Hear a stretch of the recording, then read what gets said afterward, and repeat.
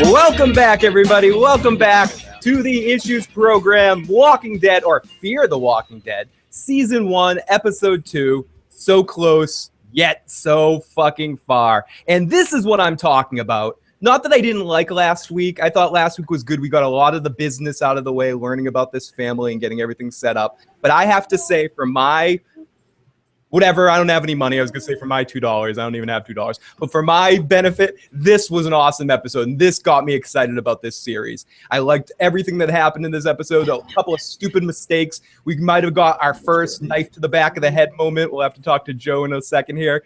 But I really did enjoy this episode a lot more than the first one. But I am not alone here to talk about Fear the Walking Dead. I have with me my good friend Joe, and he's got a little bird on his side. How are you guys doing tonight? How are you guys doing tonight? I can't hear anything. I don't know if they can hear me. Oh, now they have the headphones in. You guys can hear me now. How's it going tonight, guys? It goes well. How are you? I'm doing great. What I said before a second ago is that I liked this week's episode a lot more than last week. I think this was a step in the right direction. Yes. And we got the bird saying, "Eh." Yeah, she wasn't a huge fan last week's. She did like it enough to stay involved, but she wasn't feeling good last week, like I told everybody. But no, if it was a show on its own, I would not like it enough to stay involved. It's because of its connection to The Walking Dead and where I'm hoping it will go that I'm staying involved. Very interesting, and we'll get into that more as we go throughout the episode. But before we start, I do want to say a couple of pieces of information.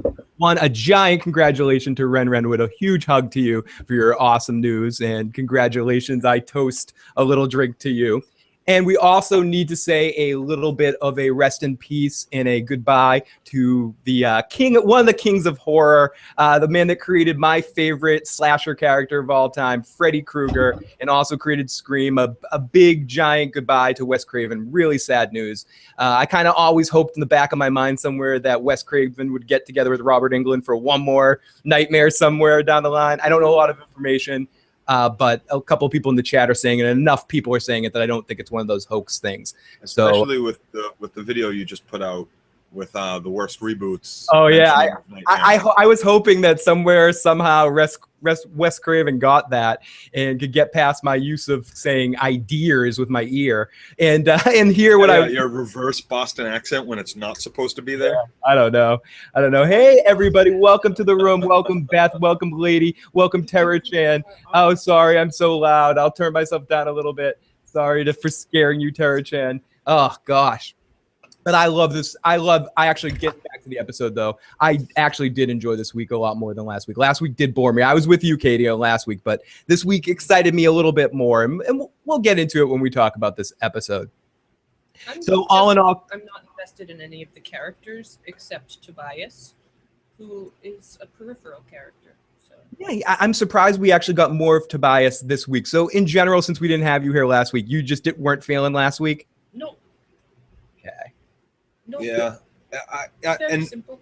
For what she was telling me, she was saying because it's so closely connected to The Walking Dead, because we know what to expect in the future, the suspense is lifted. So like the surprise zombie shit is Yeah. You know, let's get to the frickin' riots. Coming. Let's get to the let's get to it. Big bloody gore, right. Bitch. Holy shit. We have Beth Green alive and in the chat right now. Beth, sing us a song, Beth. Make us feel better about this situation. It's horrible. Please don't start singing. But guys, if you want to reach us, you can jump in the chat live and share your thoughts with us. We'll try to get it on the air. You can also email me at igotissuesman@gmail.com. We'll have the phone lines open a bit later at 781-990-8509. If any of you guys want to join us there, I'll let you know towards the end of the show. We'll open up the phone lines and have a couple of you guys call in if you want to do that. But okay, let's get right into this episode because let's just get right into talking about it. So we open up to the sun setting after the shock of what happened. There's the one thing, there's a lot of slow motion in this episode. Like to do intensification, they really play up the slow motion. We see slow motion walking down the school hallways as Principal Idiot's talking on his walkie-talkie, clearing out the schools. And we get a shot of the campus empty, and Alicia is walking down the road as which I thought this was a really good shot of her walking straight down the road, and then it got broken up by the skateboarders going past. I just thought it was an interesting way to break into the episode. And I think we had a couple of parallels, if we want to go back to the original Walking Dead, where people talked about different character things with Kim Dickens's character, Madison, with her and Tobias. Is Tobias ultimately our Morgan? Is he Morgan to Maddie's Rick, essentially? Like, they're going to split up here, but they'll always meet up occasionally for some weird interactions. I think they'll get back together mid or maybe at the end of the season, but they'll be reunited, and that'll be something, I guess. He's just so calm. Yeah, and he's like, he's kind of like, yeah, the world sucks. This is one more predator after me, except I can knife this predator. He just needs to learn where to knife them. And I love how something we were talking about last week. Wait, who's Tobias again? Tobias is the kid that she took the knife away from last week. Yeah. Oh, okay. Student. We saw him right away? We saw him towards the middle of the episode. I just kind of jumped in. Okay.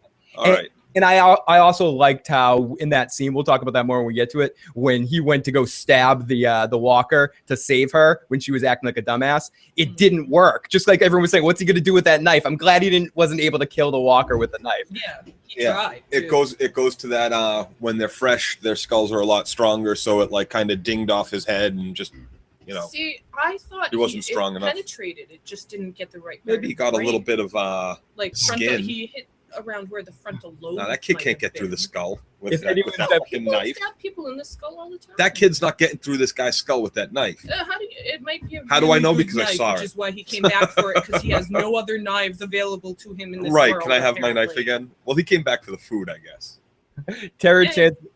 Tara Chan says, I love Tobias so much. Beth Green singing It's Raining Men. Oh my God. Red Redwood says, I know Tobias will die. He's the only one I like. Yep. Tara Chan says, Yep. I think he's going to be around for a long time, actually. I hope so, but yeah. I'm with you, Joe. I have a feeling, that's why I'm saying he's sort of the Morgan. I have how I think it's going to play out is she's going to meet up with him at several different random times throughout this season, that where he's just in unexpected areas at the same time. It's going to be like a convenient. And she's going to give him like he's going to give her the lowdown every time. Get your fucking supplies. Like he went through a little list. Like, of course, the police meds are going to be locked up, or you ain't going to get to them. Exactly. So I'm thinking, now let me show you what I was doing here. This is a great place to get food. Couple of other good points. Yeah, we have food. Terry Chan said, speaking of the filming style, I didn't like some of the shaky cam bits, particularly when Madison was over the tub.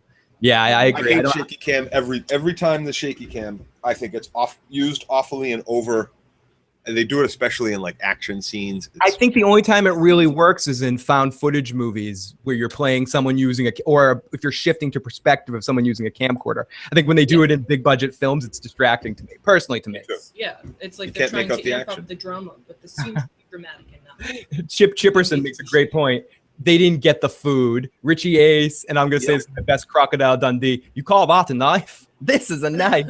Like, and the thing about, great point, they didn't get the food. What the fuck is wrong with you? You just murdered this man or thing, and you went through all that trouble. Why didn't you take the time to grab the fucking food? What's wrong with you? Oh, they have food.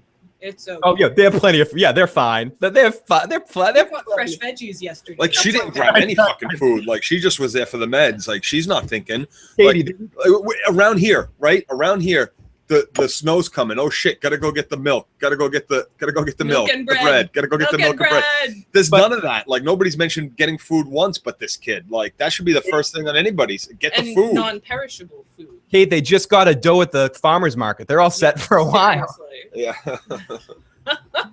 All organic. It's okay. Yeah, they're great. We'll survive.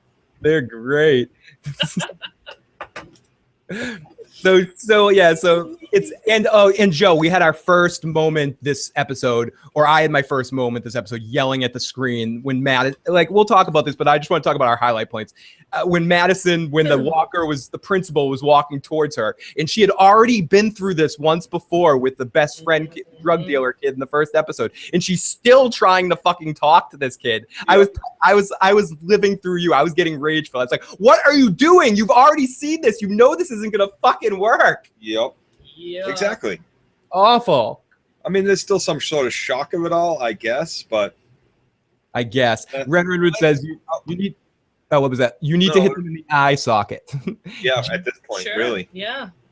Jimmy says, welcome, Jimmy. I did like the fire extinguisher enabler mom moment. I did too. I liked when she finally got the fire extinguisher and she started beating the shit out of the person. Smashed his I head. gotta tell you though, He kept coming too. Woof. Sorry. No, that's all right. My highlight was this opening scene. That's like, who called it last week? Get on the bus and go straight home, honey. Oh. Yeah. Oh. Sure, my boyfriend's home. Everybody knew that was coming. Like, why didn't she keep her with her? Oh my gosh. Oh, welcome, MLH Hex Maniac. That's a name I can pronounce a lot better. Hey guys, it's I'm Hex Maniac now, and if you watch HOTB Tobias, he reminds me of Coda. Oh yeah, he does. Totally does. Tobias is the audience within the show. Chances are he's gonna die. I hope he doesn't, though. He seems cool. Tara Chan says, Hex Maniac, you're so right. Yeah, you really are. Renwood says, I live in hurricane country, and we bug out of here every 30 minutes with foods and med. Yeah, you run and you get the foods and med. Exactly. Yeah. Seriously. Oh, gosh. Okay, so we get the shot of the empty campus as we see Eliza walking down the street. We get that. And the kid makes a good point, too, Tobias. He's, when he goes off that list, the first place looted were the gun shops and the food. He might have even said food stores. So you like immediately you got to start thinking, where are the alternatives to get these things? The only alternative places to get these things are in people's houses. Yeah. So immediately, like you got to obscure places, right? Places not be where thinking, you're an invader. Not be thinking about going to the store to get supplies at this point at all. That's going to be mayhem. That's going to be mass death. Well, you saw the Carnage. cop with his stash of water in his trunk. Ooh, cops know something. Well, yeah, they probably just all have that because of the vests they have to wear, the uniforms, the heat. Well, no, he was stocking up. Like Was there was he? a look between him and the dad. Oh, like he was like, "Oh, don't look at my water." I love it. Duke Chronic says, I know what she was doing. She was trying to counsel the walker. Listen, principal. Yeah, right. You want to get into a good program. You can't fix these kids by fixing me, by eating me, principal. So we see a shot of the empty place and whatever. So it breaks up the mood as the skateboarders whiz by. So she stops the house of her boyfriend, and we hear mumbles in the radio in the background. It's a really interesting setup scene. I agree with Joe. It's one of the better scenes of the episode. She goes up to the house with the doors wide open. Whoever's there is gone, or at least it seemed like they were gone. And we didn't know yet, but I wrote, I assume it's the boyfriend's house. Mm-hmm. Yeah. Oh, I knew immediately it was the boyfriend's house. Yeah, obviously. So she yells out for last Matt. week. It was the boyfriend's house. She's a teenage girl. She's a teenage girl. I liked her more. Teenage wasteland. I understood her personality a little bit more in this episode. So she yells for Matt. We see that the place is a wreck, flowers on the ground. As the tension is built up, she looks really, really worried. More tension's built up till she comes into a room, looks down on the ground, and oh my God, he's got skid marks in his underwear. I know, oh my God. And it's sort of this breathtaking cut, scared cut to the intro. And I gotta say, the intro of The Walking Dead is very quick and to the point. It's just a Fear of the Walking Dead. It's just like Fear of the Walking Dead. Bum bum bum. You know what I miss? I miss it a little bit. But one thing that's interesting is it does say in the title based on the graphic novel. I mean, I guess it is, but it's not really. This is completely a unique story. Mm. Well, it's based from there. We'll say it's based. Yeah. It is. It's not the story, but it's based. It's got the foundations and everything. Chip said the same virus, the same like a zombie house. Chip says, wait, who called the continuing heroin storyline last week? Jimmy says, I hate the enabler mom, but it was pretty cute. Richie Ace, the cop, knew what was going on. Hex Maniac says, oh, and I have the same Daryl poster in my living room. I have to thank our good friend Renwood for that poster. Yes. Another good reason to keep your gas tank full. Terry Chan says, yes, she felt less cliche. I agree. She felt like a less cliche, rebellious teen. You actually got to learn more about her personality, the fact that she chose her brother over running to her boyfriend's house when she saw him in danger. I liked her a lot more, and she's starting to round out a little bit. I feel like I agree. Yeah, she's shown a connection to her brother. She's not just, fuck you people, I hate you, I'm with you because I have to be. She's there because she loves them.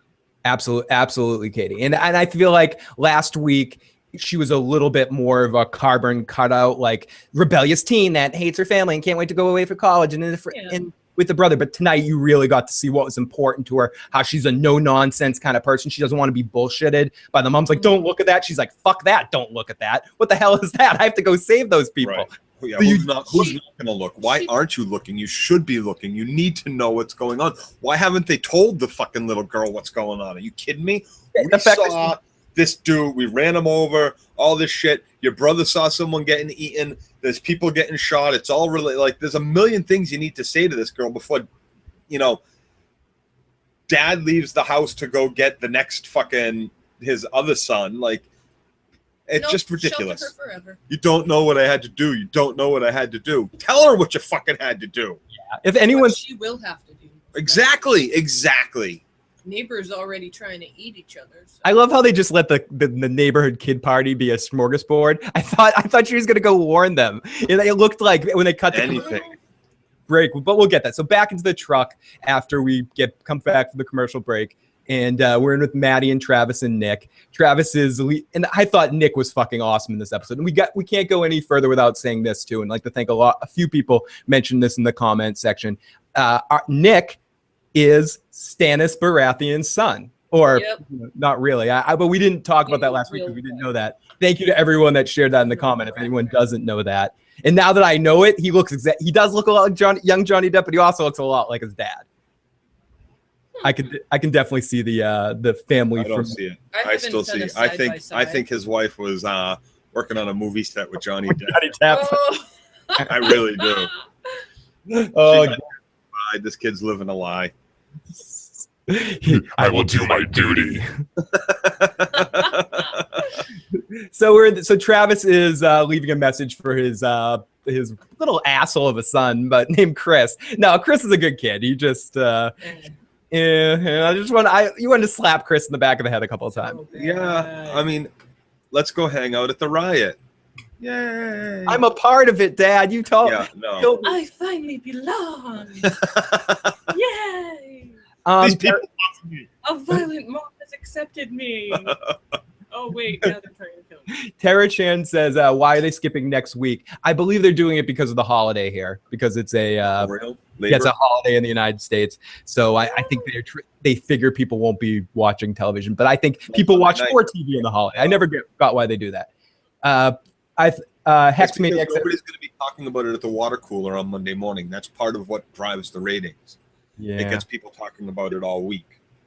I guess that's where it starts. It's more about the fact that Monday's a day off, so people won't be in a position to spread hype about the show in the day off rather than anything to do with people thinking that they're going to be out on Sunday night. Hex Maniac says, I thought that van last week had something to do with Matt. They zoomed in for a good minute or so as she left. Ren says, I totally thought he looked like an Alka-Seltzer. Scott Dakota says, totally agree, Joe, that mom has to stop treating that idiot girl like an idiot. Yep. She apparently is like the smartest of their kids. Like, yeah, she got into UC Berkeley. Yep. Chris is out changing the world, ma.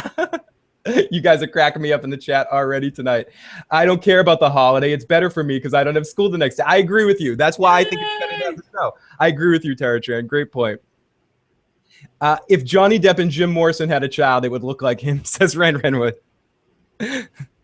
Okay, so back in the truck there, Nick is checking the radio, trying to hear some news of what just happened downtown on the radio, and he can't. Dude, this is the end of the world. It is all going downhill from here. You know, nothing's going to be the same. We're all fucking destroyed because we lost our star quarterback. Mm-hmm. That sounds about right. That was hilarious. That was the funniest moment. That was the funniest moment in the episode because it was like you really thought they got me on that one. You wanted to hear it. You wanted to know what exactly, just like he did. He was like, "Wait, end of the world." Wait, pocket passing quarter fucking. Are they talking about a quarterback controversy right now? Is that what we've got to? So Travis, what was that, Katie? They were talking about Deflategate. Yeah, they're talking about Deflategate. So finally, Travis just goes, shut the fuck up, Donnie, and just tells Nick to shut the fuck up. And I just love how I love how the actor Nick was playing. I love his little mannerisms. He may not physically look like a junkie but he's got the twitches down right, and he's got the mannerisms and the way he reacted, like when his mom brought in the drugs, and how he just suddenly looks at the drugs, focuses on them, and then tries to come up with something good to make her not feel bad, like he's doing something good, like, oh, you know what? She ran away. She wanted to run away, but I stopped her. I'm a good kid. Let me break this up so I can shoot this. You could hear him chopping it up too. Yep. So Travis yells at Nick to shut the fuck up, and he says, and Nick's like, people aren't talking about it. That's a problem. Travis says, whatever. We just need to get to the desert till they figure out what's going on, and then we'll all be safe in the desert. And they say where in the desert? They say Al-Qaeda, the desert Al-Qaeda. So they like, 'cause later he says, I'll meet you in the desert. I'm like, the desert's a big fucking place. Yeah, where are you gonna meet her? Like, you never picked a spot, but hopefully they got like a camping spot, a vacation spot, something like that. Chip, to answer your question about that, I do think they're gonna lose out on a lot of viewership tonight. You're gonna see a drop off of the ratings last week because of the VMAs tonight. I bet a lot of people are watching that. It's worth it to point out too that as he's saying, why isn't anybody talking about it? Why isn't this all over the news?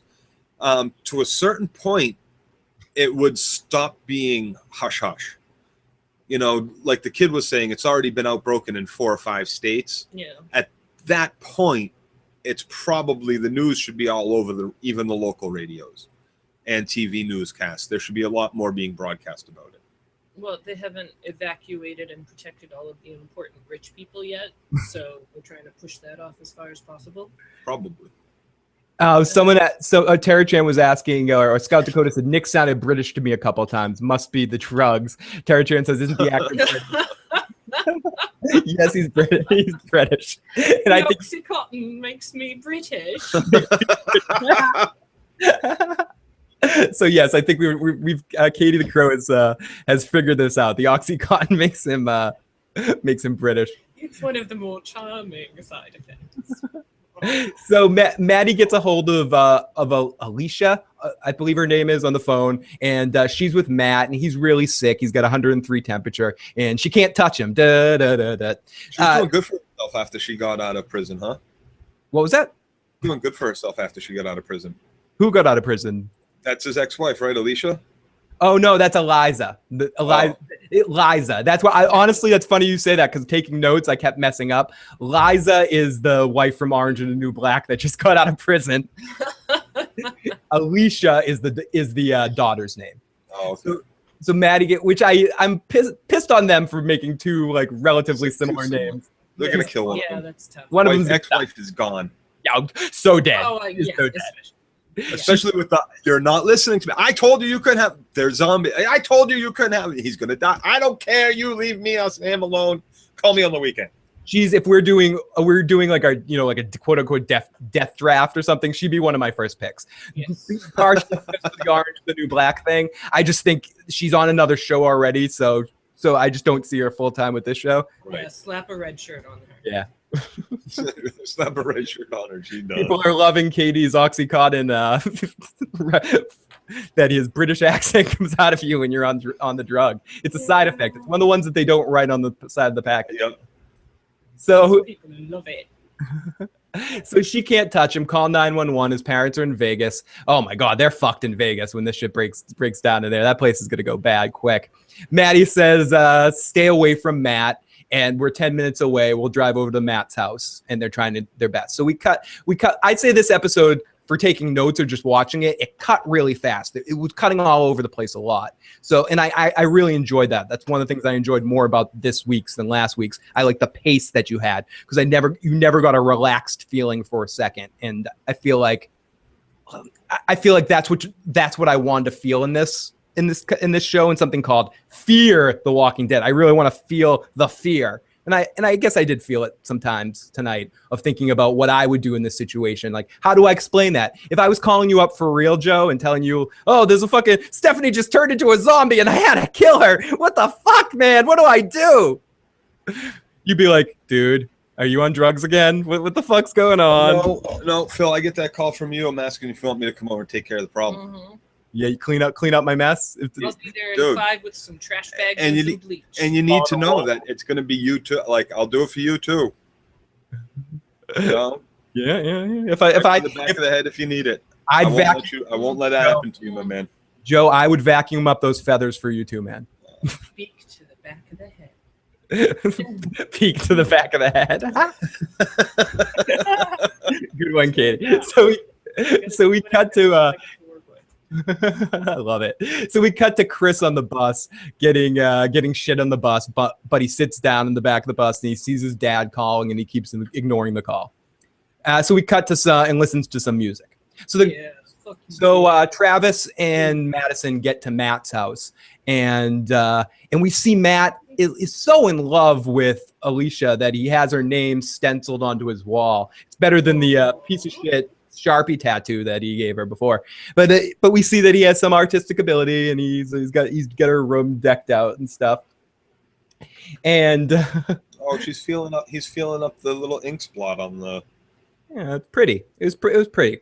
So Maddie comes in and she's taking good care of her boyfriend. And Maddie comes in, she's like, "Get the fuck away from him!" So I just want to put this for later on in the episode when Madison kind of walks towards the zombie principal and is okay with it.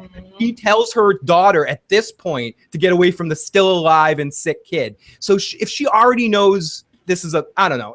She acts so stupid in that scene when the principal's charging her. It's just ridiculous to me because she's acting extra hypochondriac here. She's like, "Get away from him! And he's just sick at this moment too. Yeah, it might be something that she's been wanting to say about the daughter's boyfriend for a very long time. Fair enough. Get away from him! Don't touch him! Not to worry, the ex is dead. No need to believe it's because he's sick.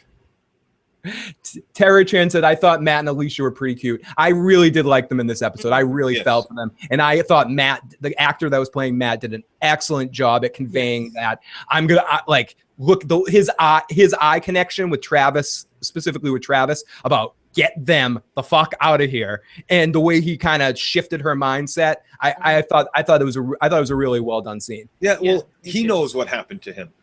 He knows he got bit by someone.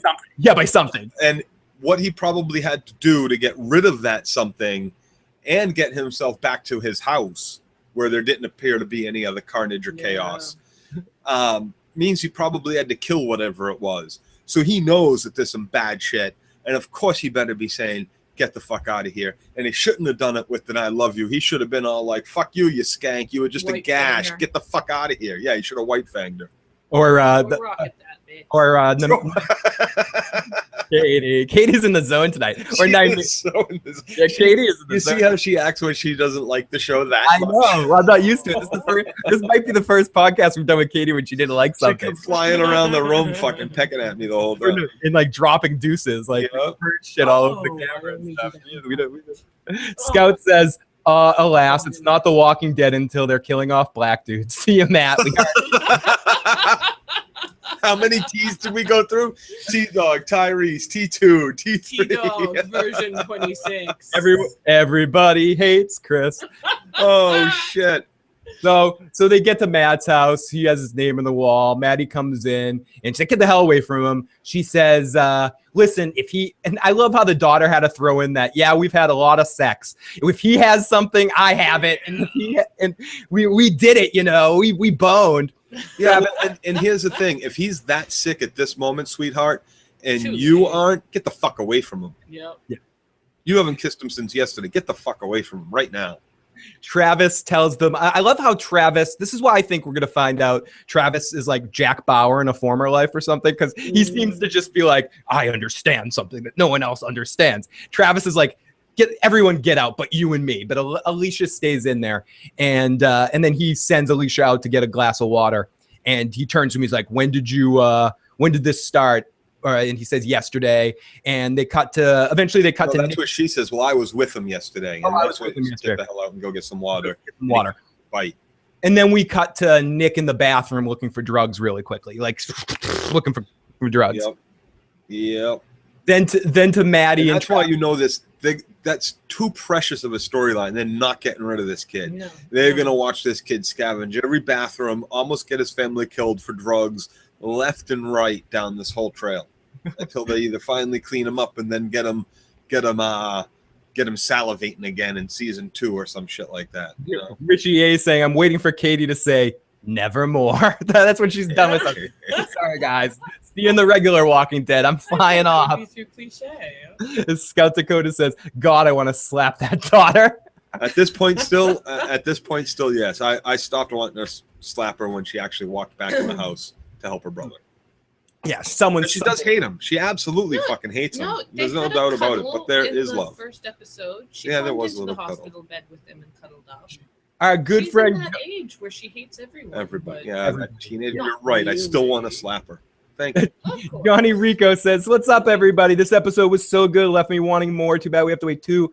And I'm putting a fucking weeks. What the fuck? Tara Tran says, Tumblr is like super obsessed with Nick. It's making him less. I agree. He's going to become so popular on this show. He's the new Johnny Depp. Or not the new Johnny. Like, let's do it from the Walking Dead standpoint. He's the show's Daryl. Yep. He's the obsessed. Oh, he's so cute. And they're still early on in the zombie apocalypse, so he's not dirty and ragged yet. And even though he's a crackhead. Even though he's the addict. Even though he's an addict. Living in a flop house, abandoned church. Living in a van down by the river. all down himself, and she's fine. Yeah. She's scrubbing the floor He's like it's hot. freaking, you know.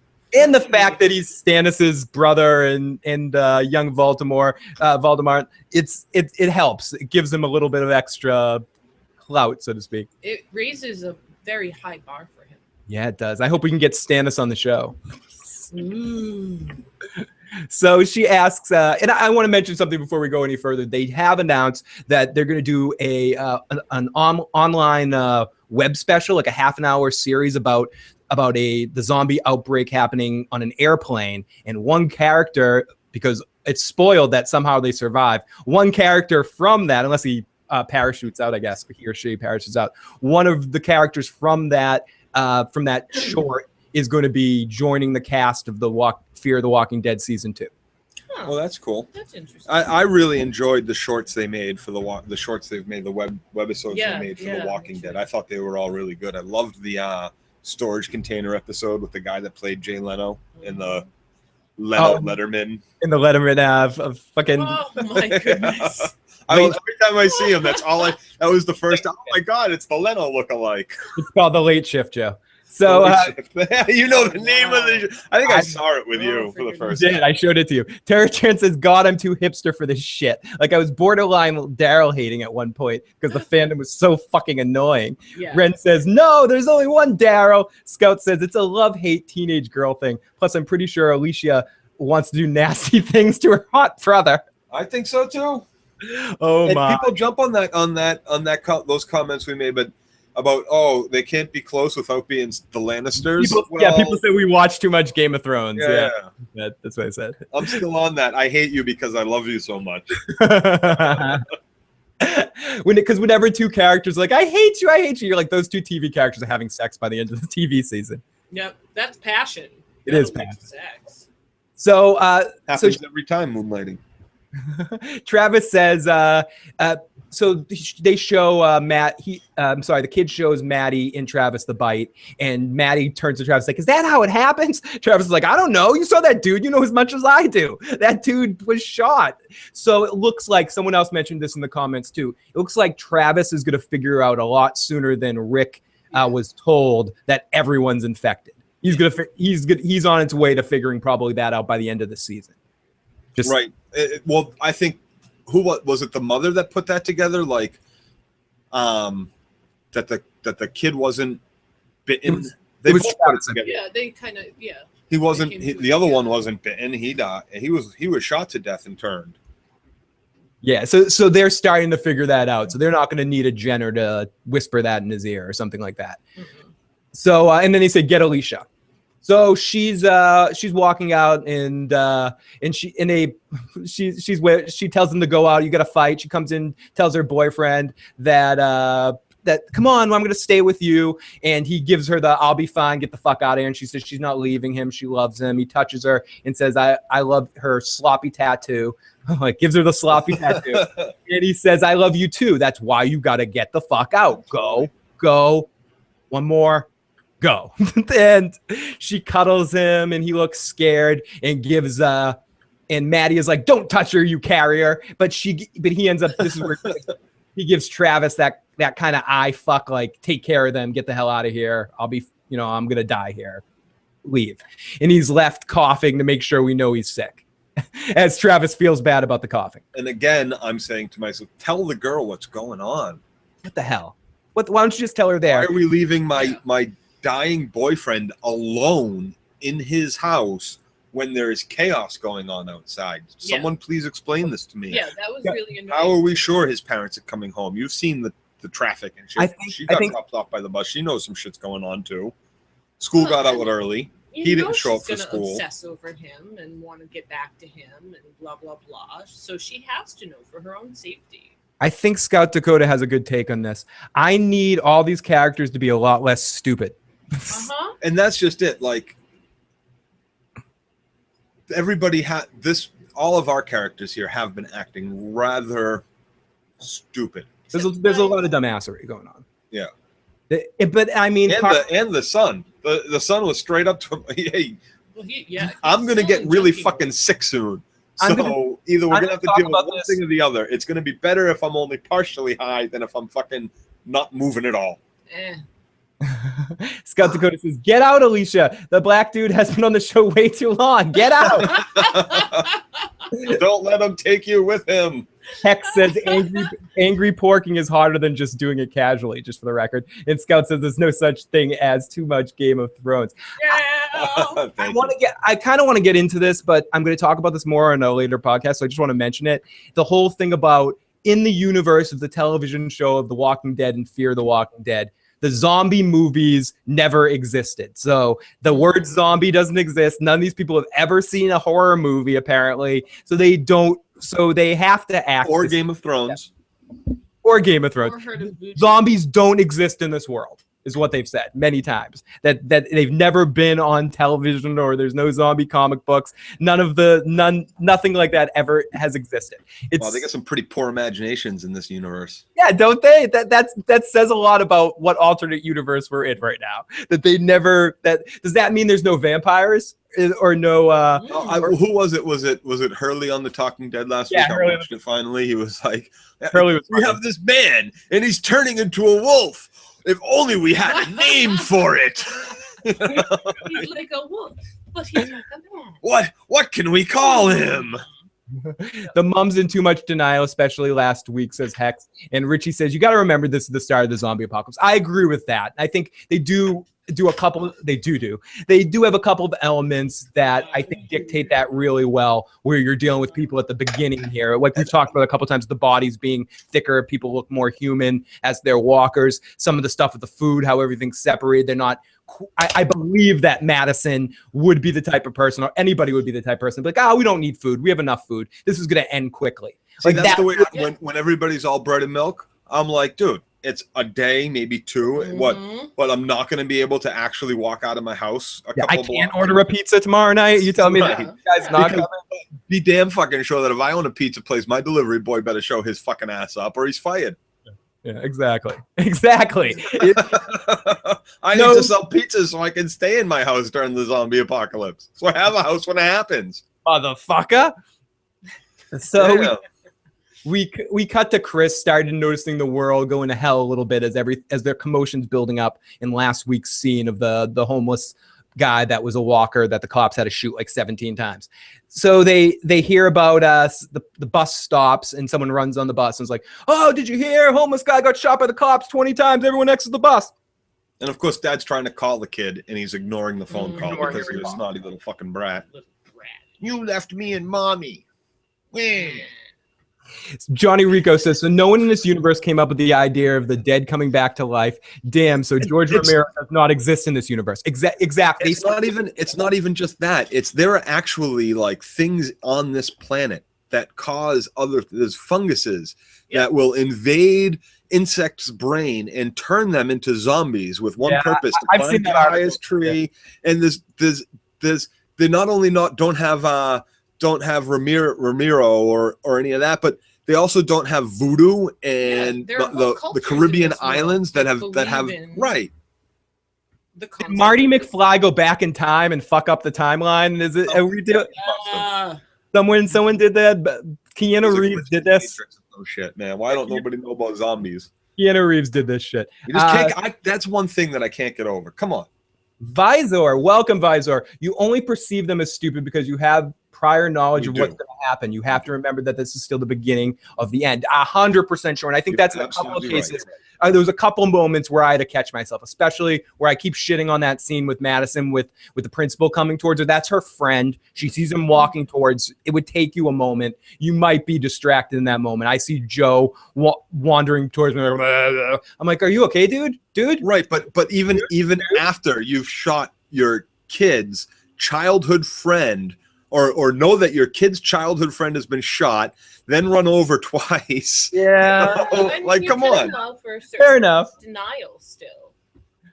Like, it's different having to shoot a stranger in the face than someone that you've known and loved or have worked with for years, blah, blah, blah. She's been waiting to hit that motherfucker with a fire extinguisher since she got hired. Yep. No doubt. You should have given. How dare you not take my back in that argument? How dare you write me up for this or that? How dare guidance counselors aren't nothing. We are nothing. A lot of the stuff that annoys me is just the basic emergency procedure stuff and like fire drills and escape plans, blah blah blah blah blah. Phil, just like in The Walking Dead, they have no meeting place. When it all goes down, you know where we meet up, right, Phil? Oh yeah, of course. Somewhere in the desert. Yes. The desert. In the desert. It's small, right? First stop, Phil. First stop is my parents' house. Okay. For the basement of the barn. We go in the basement. There's also that's also localized with my brothers, right? Yeah. Our four households are semi close to that, so we meet there. Yeah. If you need to stop at Steph's parents, get them, bring them there. Yeah, bring the booze. Okay. So Richie says, wow, Discovery Channel stuff, Joe. Ren says, I remember South Park when they were turning cannibal in about 3 hours of waiting. Scout Dakota says, I just don't buy the theory that zombies don't exist. I'm not even sure it's necessary. I think I'm going to talk about this in a later podcast, but just to touch on it quickly, it's not. It's laziness, just so that they can write characters a little stupid. Yeah, and it's not just that. It's also so they can capitalize on using the word walker because of the walking dead, or just different words, and probably just keep the word because it goes to a bigger issue. Am I fucking up calling them zombies? Should we not be calling them zombies? Is every time I say that it's wrong? No. Not to me. No. Not to you, Joe. Not inside my heart, Joe. To the hardcore fan who's been reading the novel since its inception, he does not watch our show anyway, Phil. So yeah, he's turned us out a long time ago. Yeah, he's like, you guys don't know what the fuck they're talking about. And hey, I don't. All I know is what I see. Yeah, all we can talk about. And then my brain changes what I see to what I wanted to see most of the time. Yeah, that's reality, right? That's just the fact of life. Holy shit, it's hot in this room. Okay, so we cut to a truck with blood on the hood, which I thought was kind of funny. And we go back to the, not that blood is funny, but just it was a funny little shot. And because right in parallel to, in contrast to the kids' party next door. And, oh, my kid is turning 9. They should come on over. We've had so many conversations. Yeah, so they had a bouncy house and everything. Remember that. I would have gone there immediately. Food across the street. Have some fun before you have to hole up and survive. Ton of bouncy food across the street. Remember that. Scout Dakota, I love you. Phil, you're never wrong. Oh, that's that. Yeah, I could never not do that enough. Someone has exception with that. Someone give me a fuck you, Phil. Eat shit, Phil. Woohoo! Go fuck yourself. Okay, so young, big word. I don't know. Young lady is 9. It's so scary. It's so scary. Isn't it scary that young lady is 9, Joe? It's so scary that they named a kid Glady. What the fuck? They named it after a household cleaning tool. So good. Yeah, she smells fully clean or zestfully clean. I named my kid Summer's Eve. Yeah, I'm gonna name my kid. Only if it's a girl. Yes, I'm gonna name my kid fucking Listerine. Douche bagel. So, oh yeah, okay, I guess so. So we need we've had way too many cancels because of this this sickness. So you guys need to come to the party. And they should have. They Yep. should have gone right over and bounced on the bouncy house and had some food. And told the parents to lock the fucking doors. And When's not the let next anybody time they're in. going to have a chance at a bouncy house? That's true. Good point. Oh, That's a super good point. It is a Katie. good do not point. waste the bouncy This house is the last opportunity. bouncy house for a long time. Cake and ice cream. Put that in the Food. pocket. Ren Oh, says there's lots of Ren food. says there was no dent in the hood, just blood. Scout says I it was- noticed that too when It was when all Dad is Korean, washing that shit off. yes. That like he no dent whatsoever from running that dude over. Mhm. Paint's all clean and unchipped. Yep. Not even a cracked grill, It's a cracked nice headlight, truck, by the nothing. way. Scout says it was fun imagining those kids as zombie food. Yum yum. The younglings, Anakin. Oh no, Oh. Anakin, not the They taste- younglings. They taste so much. It's like veal, Yes. Yeah, it is. It is the tasty, very The tasty. free range veal. free range veal. That's the bad kind. You got to keep them in the crate, otherwise the muscles get too muscly. And then we also in this scene see Peter down the street who's packing up in slow motion, but you can see he's coughing and he's sick. He's already starting. He's already starting to show some symptoms. So I don't know if he got bit. Oh Maybe. yeah, he's yeah, and they show it later. They show a quick shot when girl is looking out the window at the party and it's my Oh, party. he was the one that ate the kid. He was the one that ate the. I mom. think he was gonna Later because she on, says yeah. Mr. So and So is hurting them, and then they show a glimpse of the truck or the car that he's packing. The trunk's still open and the Yeah. shit is still Oh, on the okay. driveway that he That had makes next sense to him. to me now. At the time, I was like, "Whose car is that?" And now that makes perfect sense. Yeah.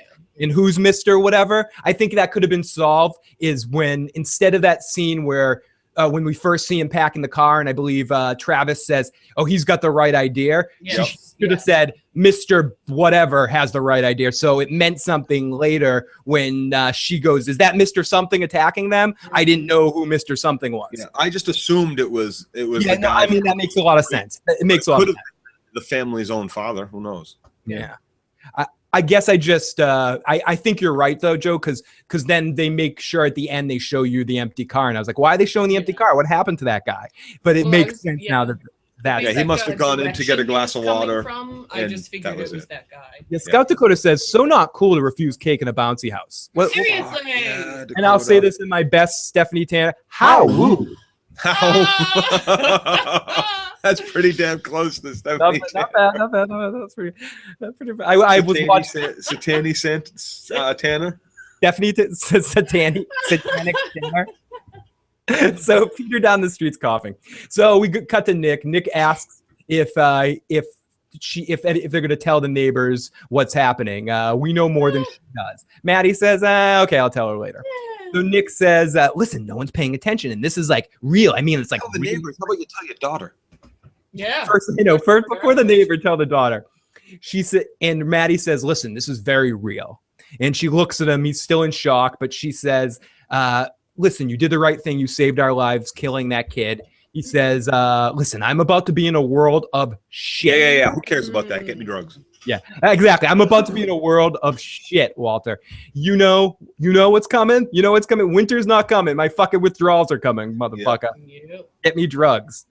Cut to the kitchen to Travis again trying to reach his family. No one's answering in the phone. Chris just keeps skipping his calls. Maddie tells him to go out and get your family. Is that the smartest thing to tell him to do right there? To get out and leave and go alone somewhere? No, but it's what he would do as a good father anyway. A good point, Katie. Like I guess she knew he would have ultimately done that himself, so she was doing the right thing by supporting him to go. Yeah, the earlier he goes, the better chance he has, because things are only getting worse. Scout Dakota says, Ren Reynolds says, hey, that's an easy loot, dude. And Scout Dakota says, yes, it was, Yes. Good yes, it was the point. neighbor trying to eat the mom. That mom be real hot, says Johnny Rico.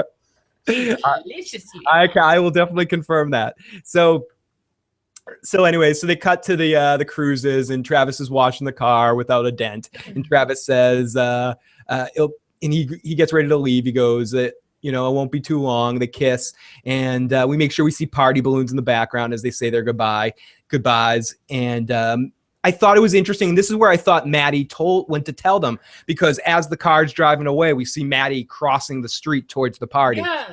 But I guess she chickened out and didn't actually tell him. It's probably a cut scene where she goes over there to tell him and she can't actually go through with it. Or they don't believe him. Or they don't believe him. It was. I bet it was a cut scene.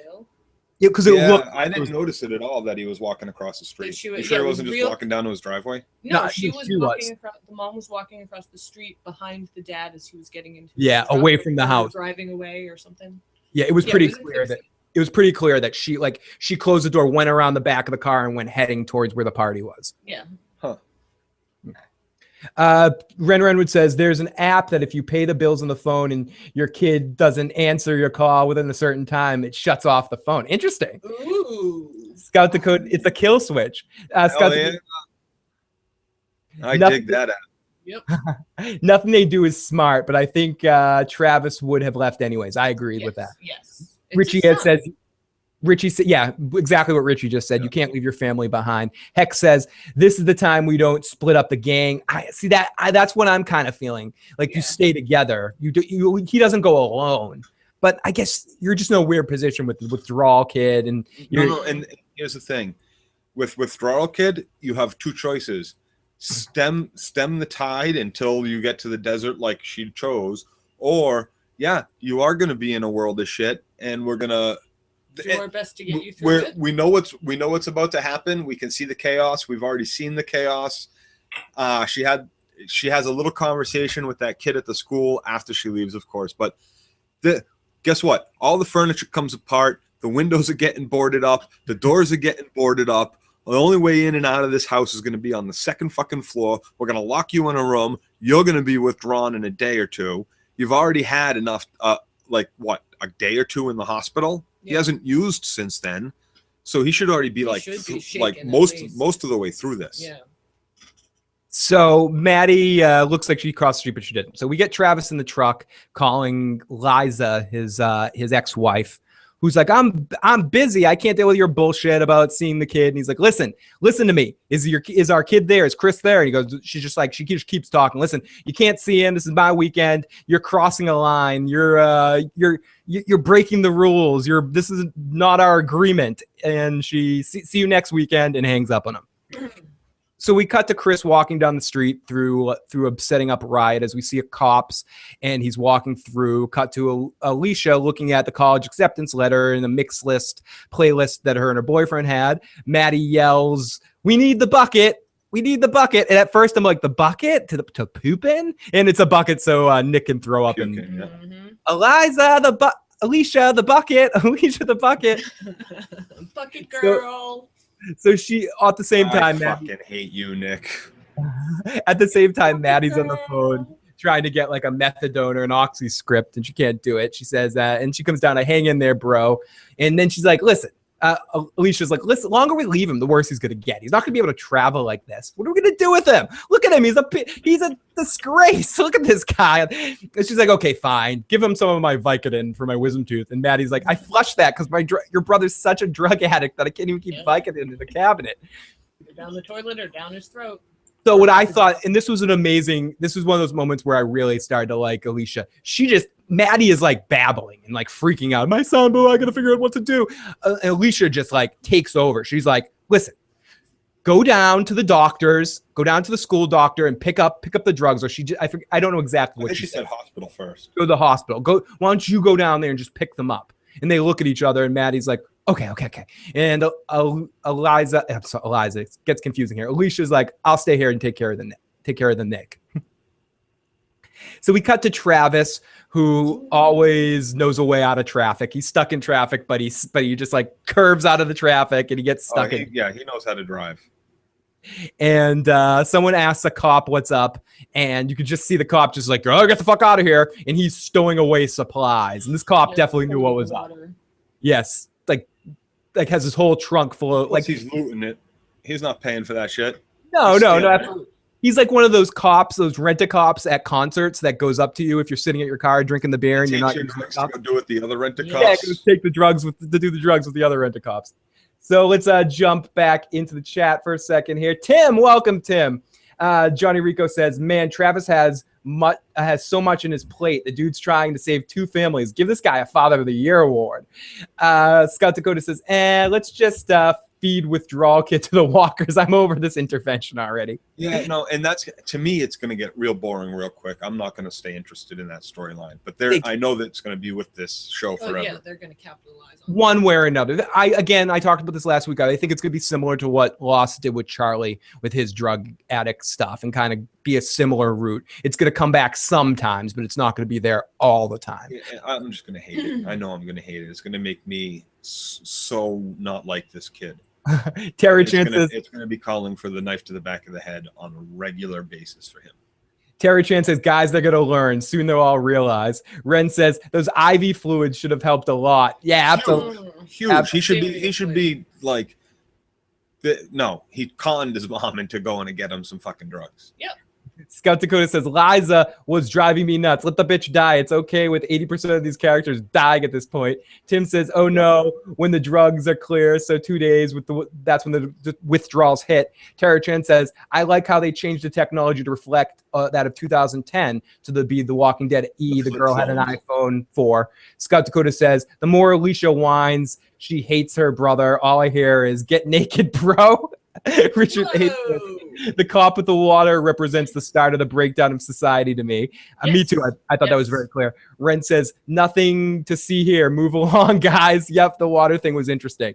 I thought it was really interesting what in that moment to see the cop and then the look that the cop gave Travis, like that knowing look, like you should be doing the same goddamn thing. And the authorities know, and they're not telling anyone because they're amassing their supplies. And consider this though. Yeah, consider that the cop was packing up water to bring to the riot area for the other policemen because hydration is key. Sweet of you to think that. Joe, that's so not of you to say something like that. What the fuck? Who the fuck are you? Shut the fuck. Knife to the back of Joe's head there. What the fuck? He's just being a good cop, man. Come on. Fuck Bring you. him to the other guys on the front line so they can go beat Travis's kid with a baton for filming. Shoot the homeless man.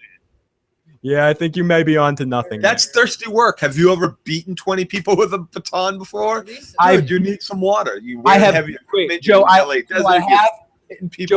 beaten my baton 20 times before. Does that count? Very dehydrated. Close enough. That is more dehydrating. Yeah, I've been very dehydrated. Losing vital bodily fluids. Phil. And the cops are thinking about you and bringing you water. I drink some vitamin water at the same time. Thank you, 50 Cent or whoever was that. So thank you, Fitty. So someone asked the cop what's up, and anyway. So we go back to Maddie, who somehow decided to go to the school, not the hospital, which was a little weird to me. But she knows what's in that locker. She knows about the confiscation locker. And or the school nurse's locker. On a high school that big, they gotta have something good there. And one would assume that it would be a little easier to get into than like hospital or right. And the only OxyContin they're gonna have in this, there's no OxyContin in the school fucking nurse's office. You can't give that shit. It was actually very smart of her. It was actually it was shit. Like, and are you kidding me? There's gonna be good weapons there. Like shit. Like. She left without going to the gym and grabbing baseball bats. Oh yeah. Are you kidding me? Field hockey sticks. Are you kidding me? Those are hard. Joe, what the hell's a good cop? Says Scout Dakota, and Ren says, Joe, ha ha ha. Don't let me put a dead cop because that's just wrong. And Tim says, Joe knows things. Yeah, he does. That's good. I want to get Joe a T-shirt that just says Joe knows things. So Maddie's at the school, and she's smart. Again, I thought this was a smart move because I agree with you, Joe. She would know where all this stuff is at the school. Yeah. Like, especially, she obviously gave the kid back his knife, right? He asked for it. We didn't see it, but he does pull it out. Yeah, she gave it back. No, we actually see the scene. You might have missed. We see her take the knife out of the desk and give it back. Right. Yeah. But so at that point, weapons are going to be needed.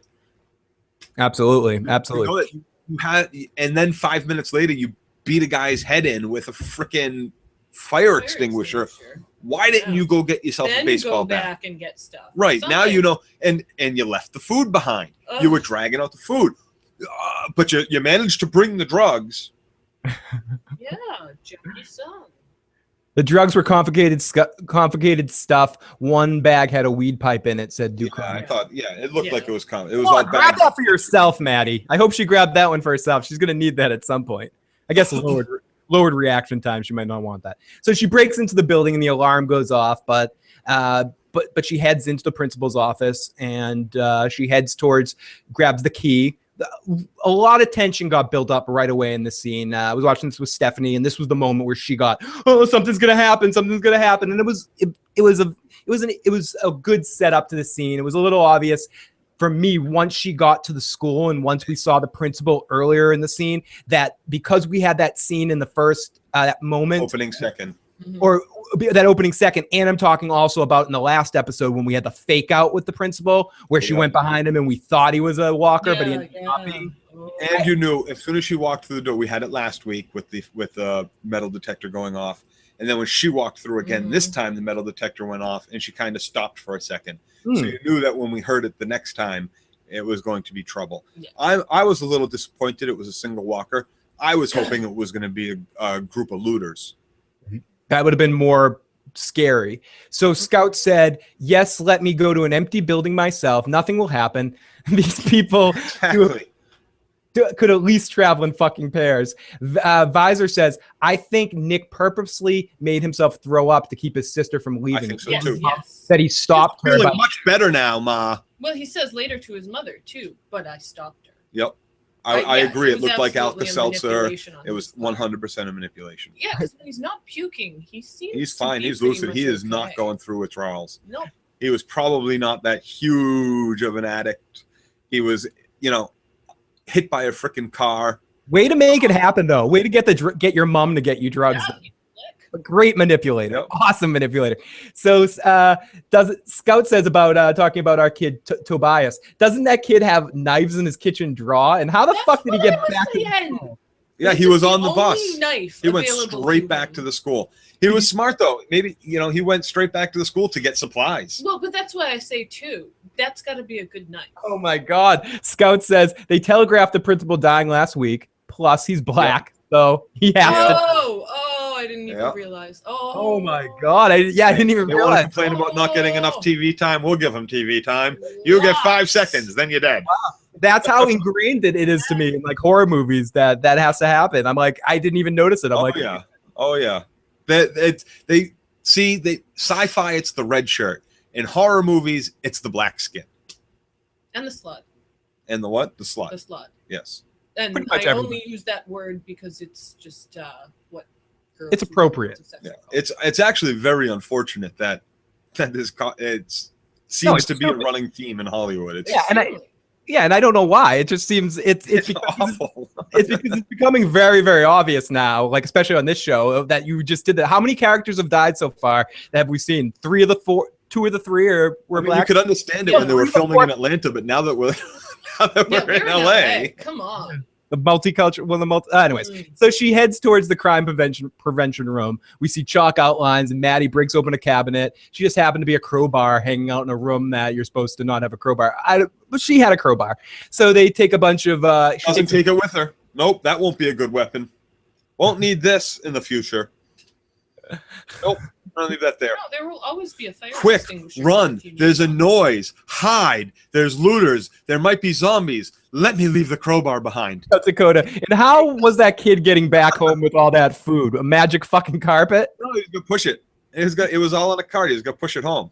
And nobody was going to stop. Nobody's going to fuck with that kid and take the cart of food. Because he has a knife, Joe. He has a little butter knife. They've already looted the gun stores, but I'll be safe with my knife and my cart of food walking down the street home from high school. Oh, he's fine. However many miles because I have to take the bus. Maybe. So he is a smart boy, but why didn't he take his own stolen car home? He rode home with her. Because he didn't need the stolen car, and he can steal another one later. Okay. So Tobias sneaks up behind her and he asks for his knife back. So we cut to commotion where the where the homeless man was found. We hear some people yelling, "This is wrong! This is wrong! All you cops, you LA cops are out of control. You shot an unarmed man 5 times," which I can understand. All these people freaking out because they don't believe in it's a zombie. They didn't see what happened. They just know that they shot this guy that didn't have any weapons. And it just turns into a protest. And the kid Chris starts shooting it all on film.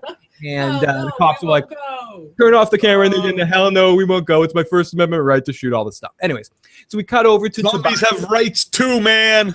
You can't just shoot a zombie, man. Zombie lives matter. He was unarmed. And Ren says she had no problem stepping on that body outline. And Scott's going, push it real good. Push it. Yeah, she gets salt. Tobias would get salt and pepper to help him push it because that's what they do. That's a little foreshadowy of a moment too. That there'll be more death coming. Yeah. And like that was all that outline on the floor. Like that's the school nurse's office. It really seemed like, because there was also like a "Don't do drugs" poster on the wall. So it seemed like this will be you if you use drugs or something. I don't know. Friends don't let friends make bad puns. So Tobias in her go to her office, and she gives him back his knife and says, "Be careful." And she looks at the office and says, kind of looks back at her office as she's getting ready to leave, and kind of just says goodbye to her old life.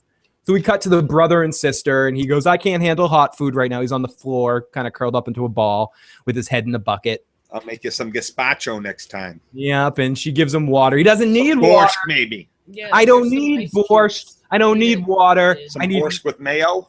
I need mommy to get me drugs. So Elisa, drugs is all you need. And I thought this was funny too, to show just how mean of a person Alicia is. She's like listening to the kids cry at the party and finding joy in it. She's like smiling. She's like, "It's your party. You can cry." And then this is mixed with vomit. To suffer, they should too. Teenage girl. The whole crowd scene was flawed. The cops would have just had to shoot half of those people that were talking.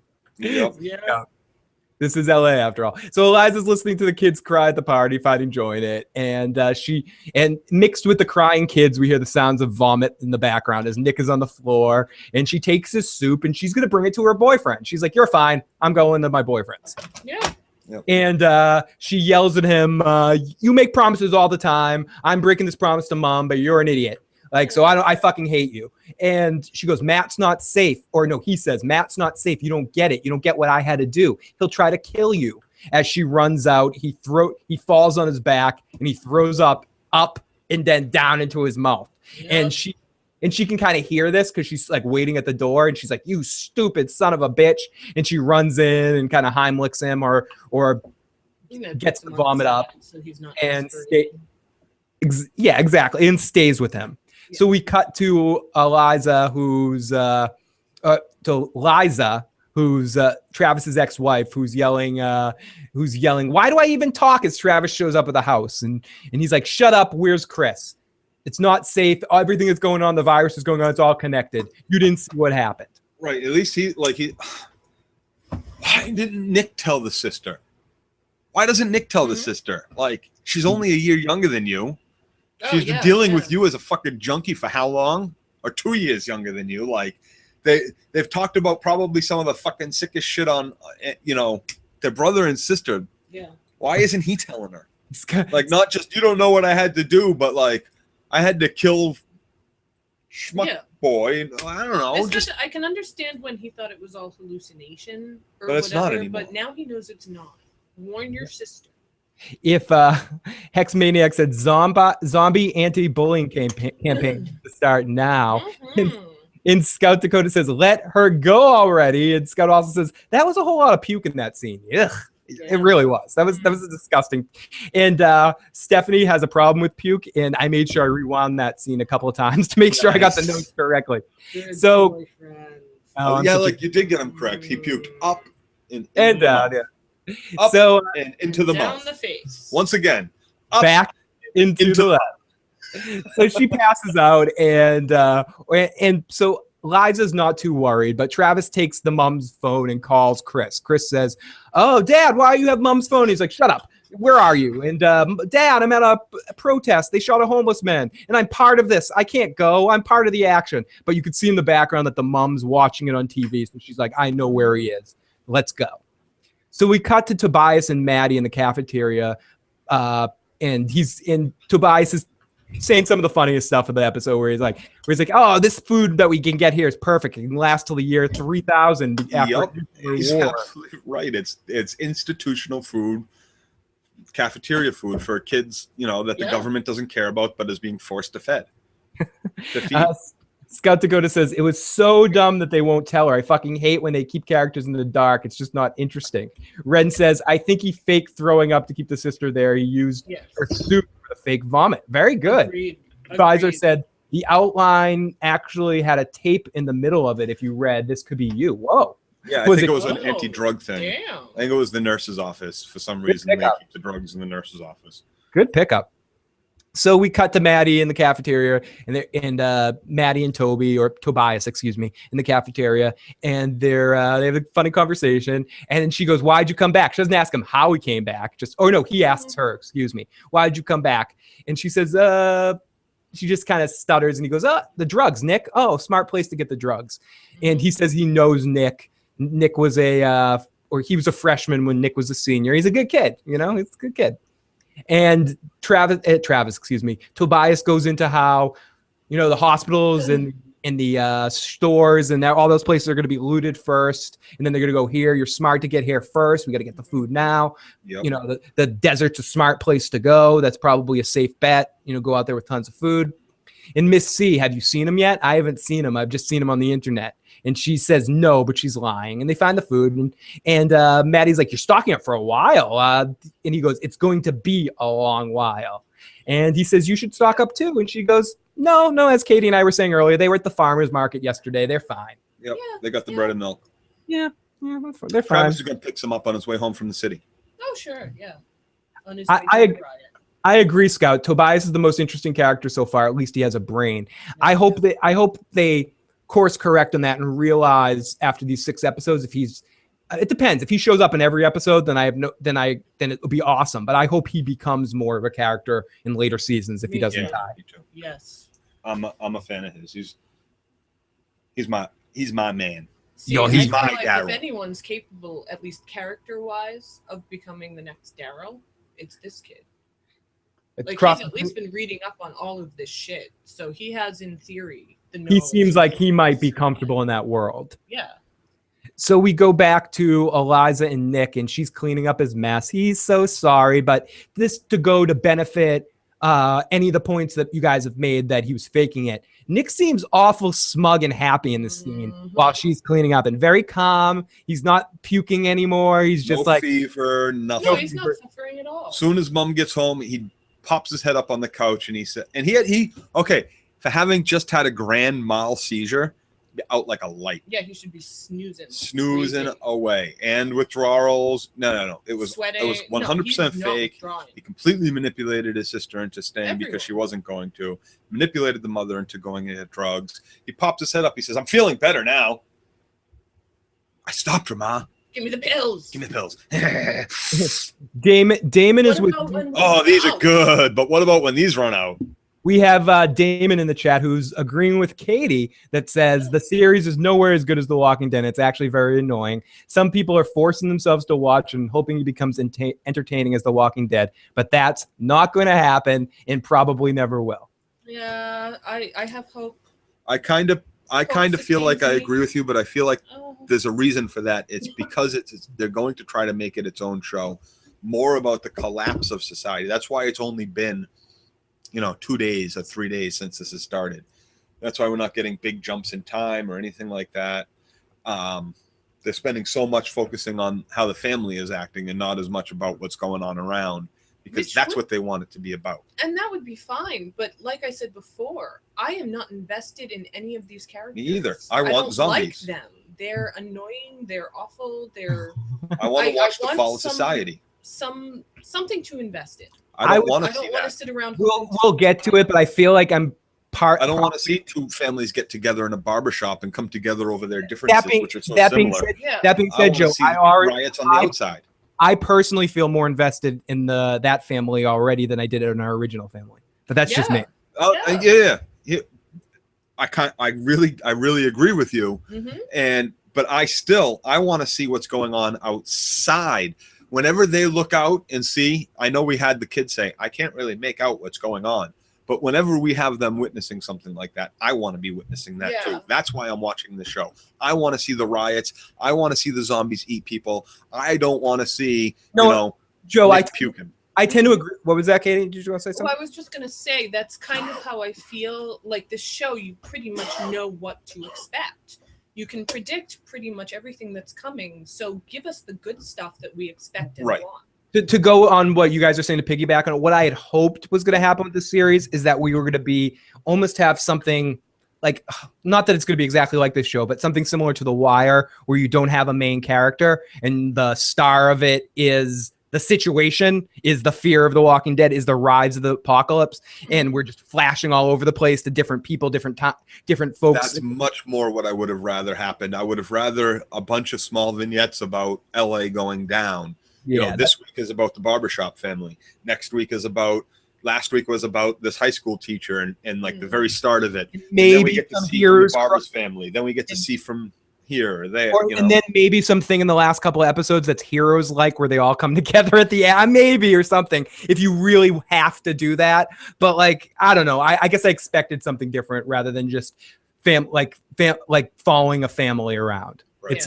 It's just a little. It's more of the similar-ish. It makes it exactly like The Walking Dead, because we have that. It's not one family, but they became a family in The Walking Dead. Yeah. So this is exactly like, they're like, oh, we want to explore the family dynamic and this and that. Well, now it's a suburban drama. Right. We already had the family dynamic in the first 4 seasons. That was a family for all intents and purposes. They had each other's backs. They would have lived. They lived, and they would have died for each other.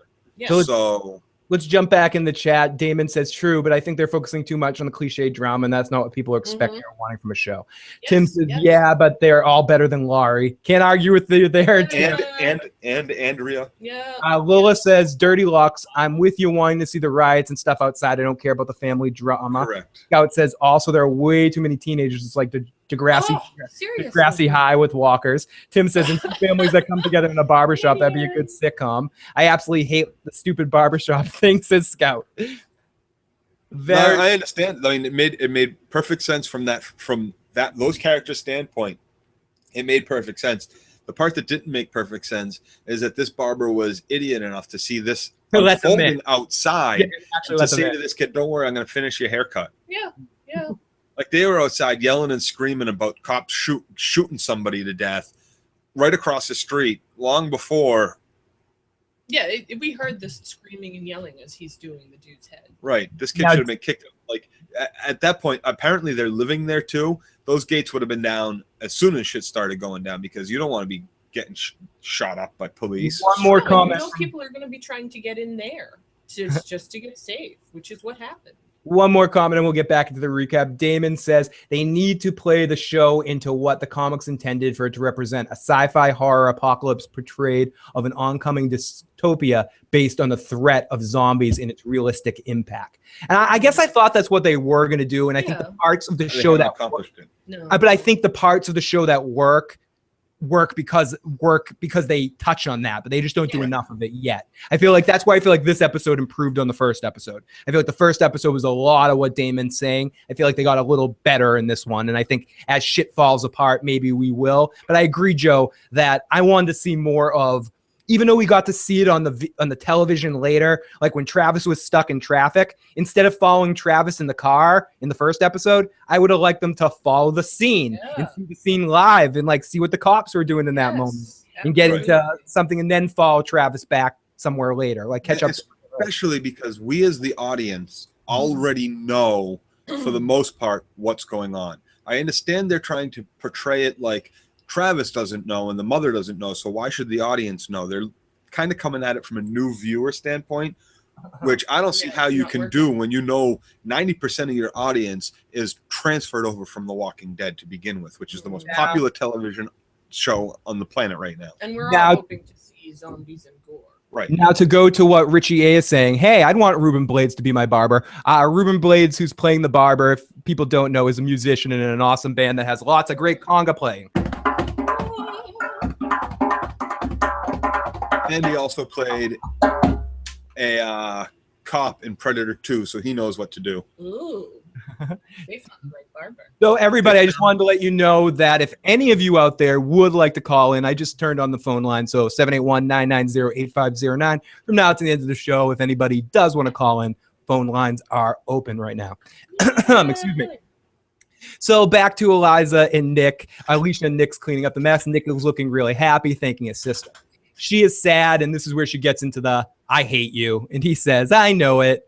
And we hear the happy birthday singing as they hate each other, and the power starts fluctuating.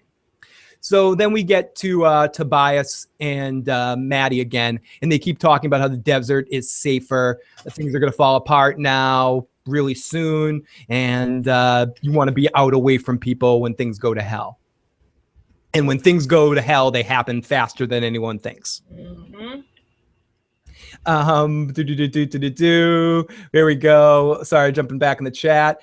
Joe, cops shoot people all the time in LA. It's not really that shocking for LA. No, it's not. But when a crowd gathers like that, that's yelling and screaming, that signifies mob. That signifies that they're going to bring SWAT out soon to disperse the crowd. That signifies, everything that you don't want to keep your shop open for.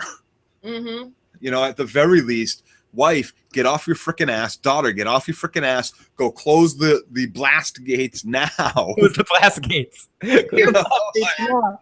Yellow alert, at least at this point. We're closing the blast gates. Nobody's going to yellow up. Yeah, you hear the gunshots, you don't flinch. But when you start seeing people running around and screaming in the streets, And a crowd gathers to over 100. to close up shop. He also played he also played a CIA agent in Once Upon a Time in Mexico. Oh, so he is so prepared. He should be prepared Good for this. Prepared for this. He should And he be. looks like he's from South America, like off the boat in the show anyways, or Cuba or something. So he should be prepared for the public riots also.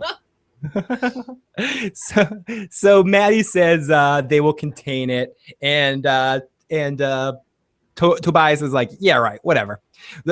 They can't even warn us. They're going to contain this as they hear something in the sound system. And I thought this was pretty cool that they hear the walker through the sound system. We hear their alarm as they run out, and they're kind of running. Which is another little foreshadow that it's going to be the principal, because he was using that system. He was using the system before. Good pickup, Joe. And I thought this was funny how they drop one can and Tobias goes back for the one can. He's like, leave it. No, no, you don't and that's another point. The one can was so important at that moment, but after killing the zombie, the cart of food just became Yeah, just leave it. We don't need that. I wonder if he'll go back. I wonder if the kid will go back. Well, he'd be stupid not to. He shouldn't have even left with her. Not without the food. He was there for the freaking food. Yeah. Yeah, they killed the zombie. And the knife didn't work, so...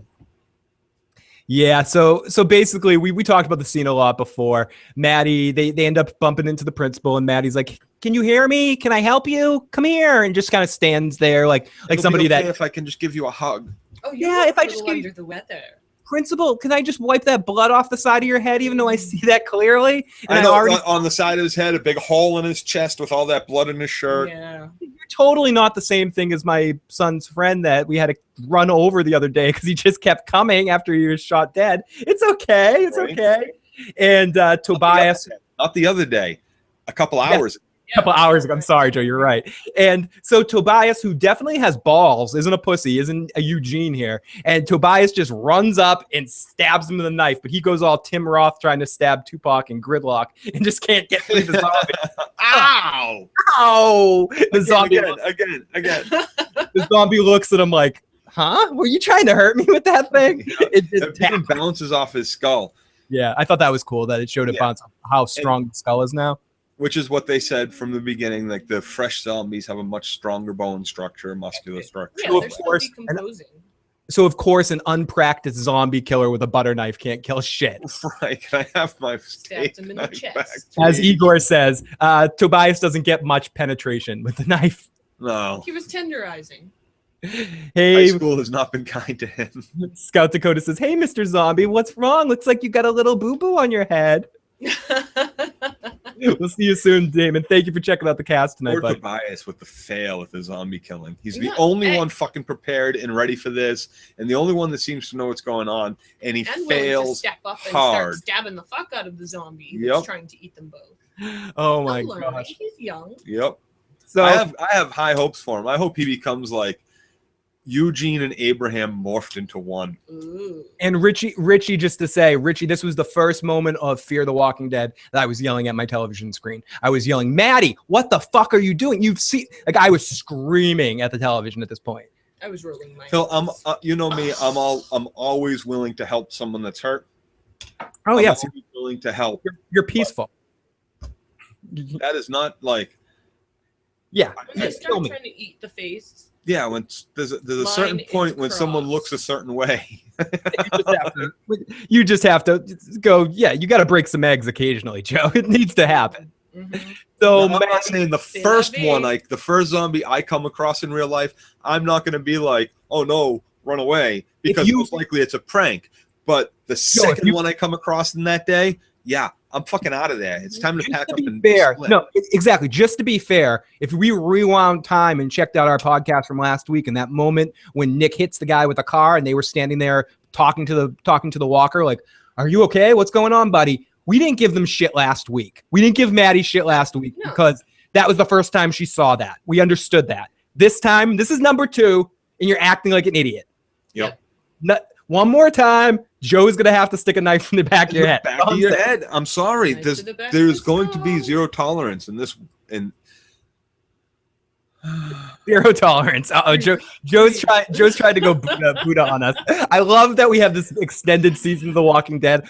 Mark this down now. It's the first half of the season. Joe's still being calm. By the end of all of this Walking Dead, by like November, Joe's gonna be like, motherfuckers, it's gonna be too much. He'll have an English accent. 'Cause we've educated him. He's gonna have an English accent from all the ox he's gonna need to take to deal with this. cheerio, woo woo, Bully! This Walking Dead is bullying me. burn like a pile of fags. Oh my god. So I said it right this time. yeah, you did. So Maddie says, "Come on, Toby," and she slaps and she ends up beating the shit out of the guy with a fire extinguisher. We talked about this before. So we cut to commercial break, and it's back at school. Maddie and Tobias are heading out, and it looks like he's coming with them. And I actually at this point wrote down in my notes, "Oh, it looks like he's joining the family." But I was actually surprised that he didn't. I was hoping. I he was wouldn't. so hoping he was in. I was hoping he wouldn't, just for his sake. Because no, there's safety in numbers. Like he But knows they're all this awful. stuff, but it's the numbers that counts. They're an early warning system for you, at the very Sometimes- least, to run away. Well, the thing is, he knows they're there. He has his own stash in his own house. If he can stay quiet enough, Yeah, and that's he the can thing too. survive for a while. And that's the thing too. Like what I was saying to Katie, at this point, you know, the traffic is already, especially if you live in LA, pretty much count yourself dead if you're outside at all. Yeah. The only thing you can do is barricade yourself to the best you possibly freaking can in your own residence until the noise stops. Mm-hmm. That's what the family needs to do. If they can all get in that same house, barricade yourselves in and hope nobody comes and burns the shit down. But you need to be silent. You need to barricade yourself in. And when supplies finally start running out, that's when you need to start looting the neighborhood houses. Well, and that's the Carefully. thing. You're not safe in numbers that include an in the throes junkie. That's not safe. That brings The down family is at risk. that brings down your security rating. That brings down your team's Right. That's why I not say you need to quiet. fully barricade in. Like Nick, I really think Nick's playing it up. She chose to go get him the drugs. I'm not so sure that wasn't a bad idea or a good idea, but bad, yes, in the long run, I think it's going to be a bad idea. I think they should have gone straight to the withdraw this kid right away. Knife him to the back of the head. Not yet for me, for Nick. We'll see how he goes. We'll see what he I'm becomes. just thinking of their welfare. Good point. I think they might be safer without him. I think he's going to cause a lot of problems. They're going It to get a depends on lot. what Johnny Depp character he morphs into next. Oh, Captain. Duke Chronic says they need to get some guns because people will take your shit. Yeah, exactly. And like Tobias was saying, those shops are already looted. If you don't have your own guns already at this point, you need to wait. And the best place to find them is going to be in the neighbors' houses. Poured kitchen knives. And unfortunately, the ones that made it out took their guns with them. So you're basically looking for houses that still have cars in the driveway that look like they aren't boarded up, and you got to go through those houses very carefully. So make noise outside, call out names, make sure there's not any, people going to shoot you. You go to the rich part of the communities. Find the walled house. There's a couple of walled houses in my area that I already know of that I've got picked out that are just in case. That I'm going to after we get all settled and situated. Have fun storming the castle, Joe. Exactly. The walled house is very imperative at that point. Community sounds if good. They have guns, they probably have a collection of guns because they can afford to. Yeah. So there might be some leftovers. But the neighbors' houses, those are going to be the best places to find shit at first. Scout says that's why they need to kill Nick. He's a liability. Mm-hmm. So back at the school, Maddie and Tobias are heading out. He's not coming. She's going to drive him, and they just didn't go back for the food because they killed the one walker in the building, and they ran out without the food. Yeah. So we cut back to the protest, and Travis is there. He's freaking out. Liza's there too. We see slow motion looking for Chris as Travis. Was slow motion as they walked out of the school too. As they were walking out. All a lot of slow motion. And Travis grabs him, and Travis says, "We got to go." Chris is like, "I'm fighting for what's right, what you taught me." And in the background, Liza's looking at a body on the ground and can start to see the girl start to rematerialize or start to.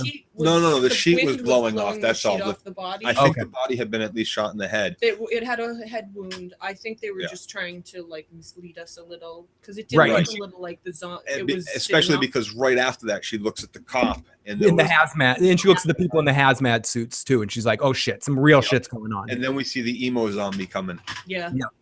And so she finally just relents, and she knows some fucked up shit's going on too. And she says, "Listen to your father, and let's get the fuck out of here." As the cops head in to break up the mob, but they're not breaking up the mob. Another emo zombie's coming up and gets shot a couple times and falls down. Exactly twice. Once in the shoulder and then once in the head and dead. The second shot. Mass hysteria. Which makes me know even more. The cops know what's going on. The homeless dude was shot in the head that was on the ground. She tried to body shoot the zombie girl, but she went right for the head. Went right to the head with the next shot. So the cops they're picking up on where to aim. And they know. And then my whole point where it seems a little fake is once that cop shot, those riot police would have opened up with smoke and everything else would have started going off too. Not just people running. Yeah, but it does turn into a mass hysteria there. And Katie, to back up something you've been kind of hinting at all night, I do believe that you're correct and that the cops have probably known about this, and that somehow the military probably has known about this for a while, and they're just spinning their wheels right now, and they don't know what to do, and they know that there's pretty much nothing they can do except for they know the kill spots because they seem to know, they seem to learn their lesson pretty quick right there. They're in that phase where they're trying not to cause panic, but they're aware. Yeah, they know what's going on. At least this is a need to know basis, everybody. But jumping across an individual who does not go down with the first shot.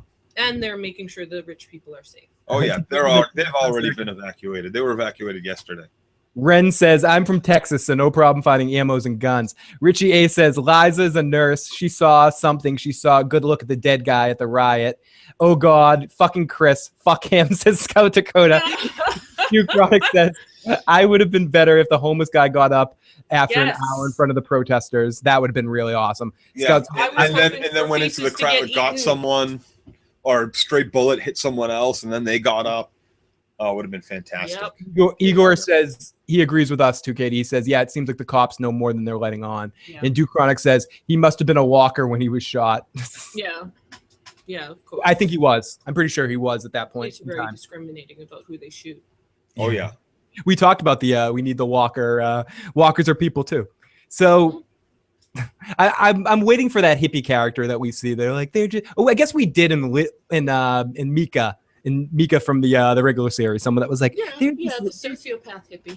They're little people. That was one of the things I really liked about the book, the Zombie Nation book, the World War Z book, is they explored a little bit the zombies, people who thought they were zombies or just, were so psychologically damaged they joined in. The sympathetic zombies. Yes. The true Walking Dead. So she finally relents, and the cops hit in to break everything up, and mass hysteria breaks out as LA starts to go super crazy. So we see a barber shop, and we see Travis asking the guy. We talked a little bit about this. Travis asked the guy if he can hide in his place. The guy ultimately is like, no. And then his wife, who is over in the corner praying, says, let them in. So he lets them in. And we never get a name for the character that the main character. They just refer to him as Papa. Maybe we'll get his name next week, but I didn't pick up on it. The only name we got in the house was Ophelia, the daughter. So Travis asks if there's a back door. The minute Travis goes in there, There's no other way out. You have entered my dungeon. That is a violation of fire codes. I said it was grandfathered in, but I was wrong. Now, what do you think? It was bribed in. The real question here is, I think they did a good job at setting up mystery of what these fucking people are up to. What hinky shit is this guy and his daughter and mother up to? Because he didn't want them stepping in that back room. He was like, that's where they live. That was their house. Is the daughter sick already or something? No, that's where they live. That's their house. How I am about behind those curtains. Their barbershop is in the front, and they're living in the back. That's what they. That's. I hear you. Yeah, try to step into my nest. I might be wrong. I'm just saying I felt like there was something else up to. They have some other secret going on that they're not sharing right now. They're growing weed back there. I don't know. I just got a vibe that something else was up with them. You could be right. He just seemed a little bit like him and the daughter were making weird eye contact. Like, is it okay? Is it okay? They're smuggling heroin out of the place, and the back room is filled with heroin. Maybe that's how we get our guns. And that's how Nick stays in the shit and doesn't withdraw because we're getting a little tinfoil hatty, but I definitely think that there's something up with that guy. I'm gonna wear a tinfoil hat next episode. Woohoo! Put on me, black and silver. Go Raiders. So Travis and he acts all crazy Jack Bauer. Oh, can I get access to the roof so we can see what's coming up there? And the owner's like, no, you're gonna be safe. And he goes, I don't want to stand too close to the door. He goes, no, you'll be safe over there. You'll be just as safe up front as you will out back. So a girl comes out, and it's Ophelia, who's his daughter, and he says, this is Travis, this is my family. Ophelia, kind of, who seems to be the person in charge in there, says it's okay for them to stay. And there's absolute chaos going on outside. And Dad has he's like the barbershop owner dad. He's just like, Yeah, he's bothered more by the people in his house than what's going on. Igor said he doesn't care about what's going on. He's not fazed by it whatsoever. He's lived through some shit, obviously. Igor says they wouldn't let him in the back. He says he wouldn't let him in the back because that's where they keep the gimp. That's where they Zed's barbershop. Zed's barbershop. Scout Dakota says Travis was being a real douche trampling through their house. I agree. Yeah, he's kind of pushy. Yeah, he went right through. He didn't think it was their house at first. I don't think. I think he was thinking he was going to go right, see if they could just leave through the back door. If the alley was empty, we're out of here now. Yeah. But if there is no other way out, we have to stay. Scout Dakota says Travis. Oh yeah, Duke Chronic says the barber might have a person who was bit in the back. You never can tell. Richie says in my old hood, the barbershop had a numbers racket in the back. Duke Chronic says Travis does what Travis wants. Yeah, we're learning quick that Travis does what Travis wants. Yeah, no, barbershops are notorious. They're cash business most of the time. So they're notorious for drug dealers and numbers running and all that kind of illegal, racketeering shit. Fly under the radar. It's a money laundering establishment most often, especially nowadays when, since the invention of Floby. So Travis, Floby, you're fucking ass. So Travis, the owner's like, come on, stay in front. Ophelia's like, who are you? I'm Travis. This is my family. Ophelia says it's okay. Papa, is something up? And there's Papa. Can you hear me? Some trouble outside, Papa. So we also, at this point, hear the announcement, stay in your house. What the fuck, you two? So we cut to Maddie, and we're theater kids. Give us a break. So we cut to Maddie and Tobias. She says, Tobias is like, she says to Tobias, you can stay with me till this all ends. And he goes, listen, hon, this doesn't end. Yeah, yep. We're not out of the woods in a week. You are so right, Tobias. This doesn't end. You're so smart. He's so smart. He is. He's extremely smart. Yes. Weak pussy. Jessica, Oh, welcome, Jessica. hey. Jessica says Well, he there's couldn't some. get through the skull with the knife. Dude, he's a kid and he is doing better. It was a in really his shitty mind knife, and Joe. physical It was a work really. No, he's not a than weak all pussy. of these adults. He's just weak. He's not weak. Two Okay. quick things in the chat. Wow. No, Jessica, I like him. He's my favorite Face. character so far. Period. welcome Jessica to the chat. Something about the barber story is reminiscent of Herschel, the Greens. I tend to agree. That's why I think he's hiding something. He had that. And Scout says Ruben Blades' Papa was definitely acting shady. I hope so. I need these characters to be more interesting. Yes. Yes. Same here. No more suburban drama. So Maddie and Tobias, Tobias says I can't stay here, yada yada yada. This is where I wrote the thing like, is she going to end up being Maddie's Morgan ultimate, or is Tobias going to be Maddie's Morgan? So as Right, he no, and with that comparison, I agree. And if they do have someone in the back, you're absolutely right, Jessica. It's going to be weight. It's for me. It's going to be weight. Wow, they're already. Not only did they have to use the basis of The Walking Dead for this story, but they're going to rip off storylines that freaking quickly. Relationships and storylines, yeah. But then again, this is the start of it. I mean, don't you put your don't you still have Steph in the side if she's just been bit? Isn't she in the bedroom with a fever? Aren't you bringing her water? I mean, we don't know that it's the zombie apocalypse, but as soon as Katie turns into a zombie, I'm coming to your house and I'm saying, Phil, I'm sorry, we're going to have to kill your girlfriend too. Once you know that they're not coming back and they're going to keep trying to eat your face. because it might just to the back of the head. Thank you. So at this point, it wouldn't quite be Herschel, but it would be close enough where this guy's giving him sanctuary and this guy's also harboring what will end up being a zombie. Absolutely. So it's close enough for me to grit my teeth, but it's still plausible enough at this point in the storyline. Anna Banana, welcome our good friend Anna. Slow going, wish they had more specific LA spots, but hanging on for the ride. P.S. Nice new house, Joe. I think same room, different wall. angle. Got a new TV, so I had to put the TV is no longer a 1998 CRT. Joe had the tube television for like the longest up until recently with a clicker. It's now 4K Ultra. It's nice, and the cat knocked it over. We got one in the mail, and it came broken, and then we got the second one, and I set it up when we came out in the morning to watch TV out of the bedroom. The cat had flipped the TV over, so we had to move it into the corner of the room. In a little bit more of a less trafficky kitty area. He's a big boy. And luckily, though, the TV didn't break when it flipped at all. It's still perfect. So. Yep. Small dent in the frame. Ronnie Clay Music says, I'd like the family to stay separated and meet a year or two down the line. That might be interesting. Yeah, they're going to kind of explore that a little bit with what's his name on the Walking Dead. I just think some of them are going to die. I think a lot of people are going to die, and we're going to be stuck with Maddie. Ex-wife is dead. Oh yeah.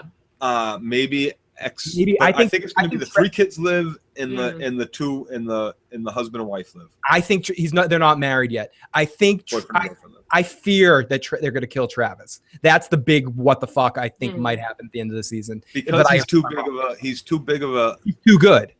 He works in movies frequently and often. He's a very busy actor. So he's a very busy guy, and maybe he could only commit to one season, and where they're going to kill this character. Well, and it would make sense for them to try to make the wife the sort of Rick character, make it a female, be a little different and PC.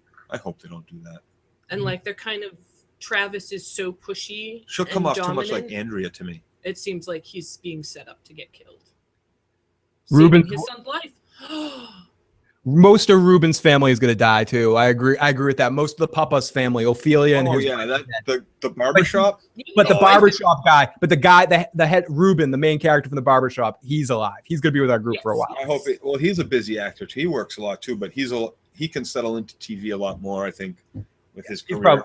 It's a good enough project too for him. Yeah, I think he'll stay. I think he's sticking around for a while. Yes, Igor. I have a feeling it's going to be a Sean Bean sort of thing. Without going any further to that, to anyone who hasn't seen that. So cut back inside the barbershop. I forgot to mention. Right after she drops off Tobias, a car drives by with some kids in the back with masks on. Awesome mask. Awesome mask, but what fucking parent lets their kid wear masks like that? No. It's absolutely. This is what you do as a parent. You got to put these masks on your children because you're freaking out. And then that's going to make them freak out. Why do I have to wear these masks? So you make it a game. Let's draw scary faces on your mask. How scary can you make your mouth? You want to take the stress and the fear Right. out of the situation as much That as you just can. scared the shit out of me. That was the spookiest part of the episode. And that's exactly it. You gotta be damn straight that if I'm gonna freak out enough where I'm gonna put a mask like that on my kid, I'm gonna have a damn fucking scary face drawn on it, so that if anybody looks at my kid, the second thing that it's not gonna be the first thing they think is I'm gonna snatch this kid. The first thing they're gonna think is get me the fuck away from this kid. Yes. And the thing is, in this world, these kids have to learn to kill just like the adults. Make them fierce killers with ugly faces or masks if they don't have ugly faces. Yep, get them used to it. They might have ugly faces. We don't know that, Katie. But now. But if not, masks. Yeah, fair enough. So we cut back inside the barber shop and we meet our next group a little bit more. One is praying. Ophelia's making food, and Papa is sitting at the table. Travis says thank you, but Papa says thank my wife. It just sounds like what's going on outside is just insane. So one of them is Chris is kind of looking away from the window and looking through the window, and Travis is like, get away from the window and go read something. I don't want you to see this. But of course, he goes right to the window and looks out. Mm-hmm. And him and Liza are looking, watching, and she turns to him and is like, listen, no one will why don't you tell everybody what the fuck's going on, since you know what the fuck's going on and no one else does? So you obviously have seen more than what's going on. And in fairness, he actually tells her. He says, I've seen people, they die, they don't die, they come back. I don't know what to tell you. That's what I've seen. It's fucked up. And they're we not also doing what they're supposed to do. They're not doing what they're supposed to do. Exactly. And I also thought, I like to mention it when it happens, it was a very good visual scene of looking back through the fence from just seeing Travis's eyes looking out. They sort of like flashed outside for a second, cut outside, and then cut back inside. I gotta say, that's one of the things I like a lot about this show so far, even in last week's episode. I feel like from a framing, from the way that everything looks, the colors, the way everything looks so clear, I like how the show looks drastically different from The Walking Dead visually. They're setting up like a different visual style, and I like that. It's more clear, more fitting of Los Angeles, I guess. Yeah. At least that is a strong suit I think they've been able to do in the first couple of episodes. Make the world seem a little different itself, but part of that's because we're plumbing the fucking city, and we're like also seeing a little bit of quote unquote normal life in this boring world where zombies don't exist. Right. So then we hear shots and sirens, and it's a whole big disaster mess that they're stuck in a really bad situation. So we go over to the home and we see Maddie, who comes in, and they close the door, and how's the brother doing? Never better. You mentioned this before. I didn't know what the fuck they were talking about, but this is a kind of seizure. She says he went all grand mal on me.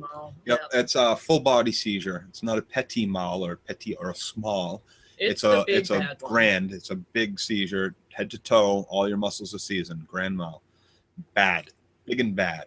Grand and bad. Grand, big, mal. Muy malo. Seizure. I originally had thought, I'm correcting you, Katie, on the number, on the actual number.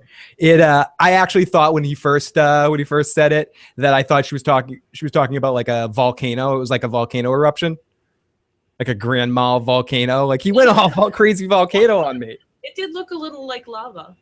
It did. So in a hospital, when it happens, they'll push Ativan on you real quick to get it to stop. Also, so yeah, if they go for more than a few minutes, you're pretty much toast anyway. Yeah. So we go over to the so she goes into the back room and she gets the drugs out of the pocket, and she goes over, and the minute he walks in the room, he just gets this smile on his face like, oxy. Feeling good enough to do some oxy. I love what he says. Oh, oxy's good. How much? She says, enough to ration you off. And then he turns to her with cold eyes and just goes, and then what? See, and this is where my head's at. When he said how much, I wasn't thinking like, how many pills did you get? I was thinking how many milligrams are they? Are they 10s or the 80s? That's what I was thinking. thinking. How many do I have to do at a time? There Like, better be the good thing you got the Oxy and not the frickin' Vicodin. Tylenol will kill me. So he starts really like breaking it up and stuff and getting ready to. Do we think he's sniffing it or shooting it? I was thinking sniffing, but that was just sniffing? Impulsive. Oh, he's gonna sniff it. He's probably. I'm guessing. He's like Shazam. Igor says. Oh, that's okay. No need to apologize. It's easy. It's I hope someone actually tries to call 978-990. It's like, hey, tell us what happens. Yeah, exactly. If anyone tries to call the wrong number, tell us what happens. Sorry about that. Please record it. So he says. So she says enough. He gets ready to do it, and she heads into the bathroom. And oh yeah, I forgot to mention. We talked about this a little bit earlier. When she kind of gets a sad look in her face as he's breaking up the drugs and like kind of focusing the drugs. He notices this, being a master manipulator, and he sees her and goes, "Oh, she tried to leave, and I stopped her." Yeah. Sister was bad. He almost doesn't even take his eyes off the pills either. No, he's crushing them as he's like talking. I thought. No, he is. He's completely paying attention to the pills and just trying to get her to basically walk away from him and think he's good. Exactly. So she heads into the bathroom and looks at all the other drugs that she got, and she cleans the blood off her jacket, and she starts to cry. Oh God! As the phone rings, and it's actually Travis. He's able to get through the time circuits. Can you hear me? I thought for a second that she was about to pop some pills. Me too. Me too. Pipe. Yeah. Just like fuck it. It works. And that's one of the things that. That's one of the things that we said last week, or Joe must, I think, said that last week, talking about how it might have been. Said there was it ran in the family, so either her or the father had a problem. Yeah. So she heads in the bathroom, and the phone rings. It's Travis. He says, "We found Chris. Is he okay?" "Yes." "Come home then." "Well, we're stuck. The freeway's backed up. Highway patrol's trying to figure it out, and we're in some random shop." "Oh, by the way, I got Nick his drugs." "Oh, good." Hey.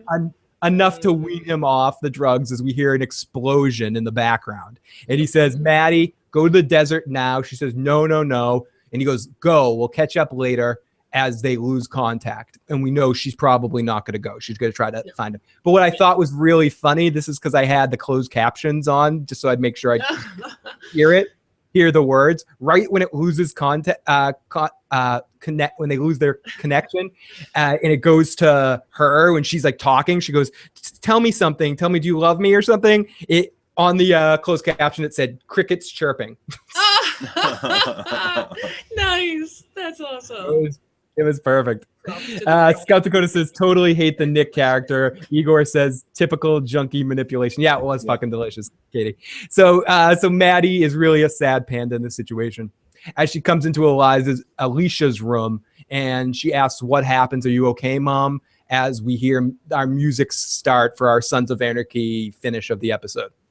So we cross over to our little montage over to the school to see dead zombie principal.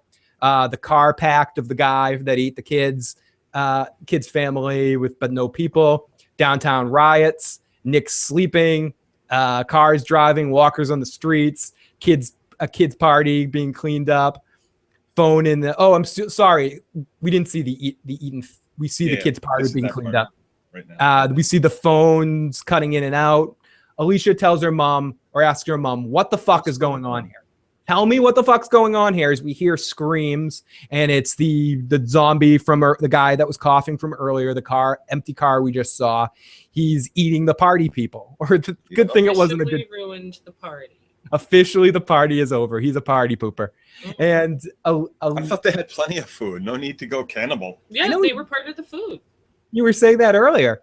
And Alicia runs out to help, and her mom goes, "No, stop." And she slams the door, and she goes, "What are you doing?" And again, no explanation, just, "Mom, what the fuck are you doing?" Cut back. That bothered me. Oh my God. Yep. Tell Time the to girl tell her what what you've seen and what going you know. on. Clumsy Toaster, what's up, buddy? Screams. Ignorance is your biggest enemy at this point. Totally. Everybody needs to be on the same fucking page about everything. Needs to know everybody is in the need to know situation in that family. They need to know, they need to accept, they need to adapt. Everybody, welcome our good friend, the Clumsy Toaster. Hey. Welcome, buddy. And if you haven't already, please check out the Clumsy Toaster's channel. He does a lot of really awesome videos that are very, very funny. So please check out Clumsy Toaster if you haven't. And he goes, I haven't seen the episode yet, just popping in to see this. What's that weird ass bear thing? It's a crow. I think that's what you're talking about. Weird bear. Roar. Lola says, I hate that Alicia kept using the flashlight to look out the window. Fuck it, Alicia. Yeah, that was so stupid. That's going to make you can't see. You ever try to do that? The light shines off the window and it makes you can't see anything. Yeah, and it attracts. Every 6-year-old learns that. The only time it works is in a Brady Bunch episode when they flashed it out to create a UFO. A ghost or a UFO, right? That's where it works. It works in Brady fucking Bunch land. Brady land. Brady universe, yeah. Igor says, hasn't Alicia been told there's dead motherfuckers walking around? No, Dad she hasn't, but she needs All those to be roaming told. dads. And Ren says, come on, someone left cake out in the rain. What the fuck's up with that? Seriously. Oh Terrible. my gosh. Okay. Well, that's what it was. She went to go get the cake, and that's when zombie dude ran over. Oh. He wanted some cake too, and I bet you didn't offer him a piece. No, What a she bitch. absolutely didn't. Well, they didn't invite him over. They No, invited no, they said they nothing invited to the that. Joneses, but not the Smiths. 'Cause Yeah. they saw he was coughing. Serves them right. For they could have gotten one of those Serves scary them. masks. them. They serves them up. They were served right to him. Ah. Johnny Rico says, when the mom decided to ignore the cries for help and lock the door, that's the point society has hit the fan. Everyone for themselves from now on. I thought that was a very interesting point. What's your reaction? Because I was thinking about that moment, and I was thinking at this point, do I go out and try to help my neighbor? Like if I'm thinking, if I'm looking out the window right now, and I've already seen what they've seen, I'm not going out there. I've already told my family to start barricading the fucking windows because to be honest with you, the zombies is the people. Joe, to be honest with you, it depends the timing of it. If I saw my neighbor running away and hasn't been caught by the zombie yet, I might run out to help them. But the person was already on the ground Yeah, being. he was on. Yeah. Like at that point, it was kind of too late. Yeah. But and if you haven't seen any of the zombie shit yet, you're probably going out to help. Yeah. Yeah. At this point, no, everybody's that I would seen help, something. probably, Most everybody's seen something. if the timing was right, like Phil said.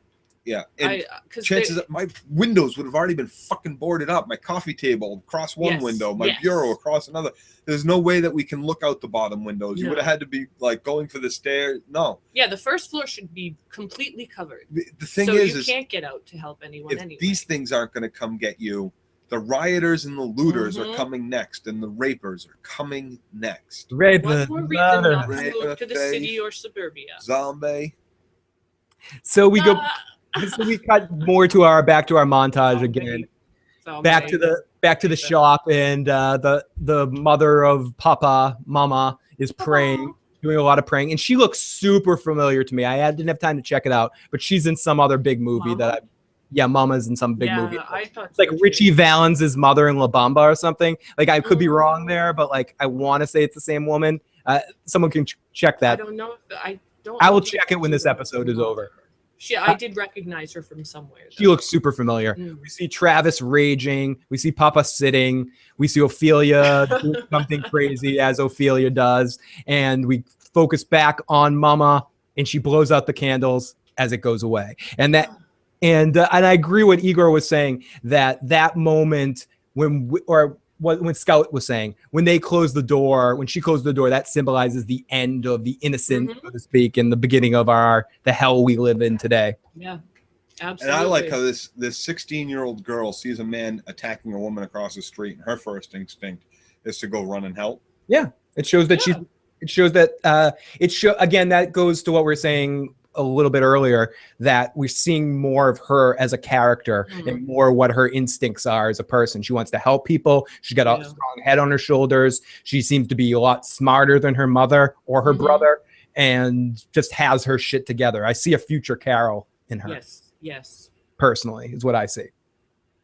Still YouTube, and hey, welcome. The looters are the real threat now, says Scout Dakota. Yes, At the moment, that's the real threat at the moment. Once you learn how to kill the walkers, it's the people that are the real threat. I agree. And I think that's what we're going to get into a lot more in the end half of this series.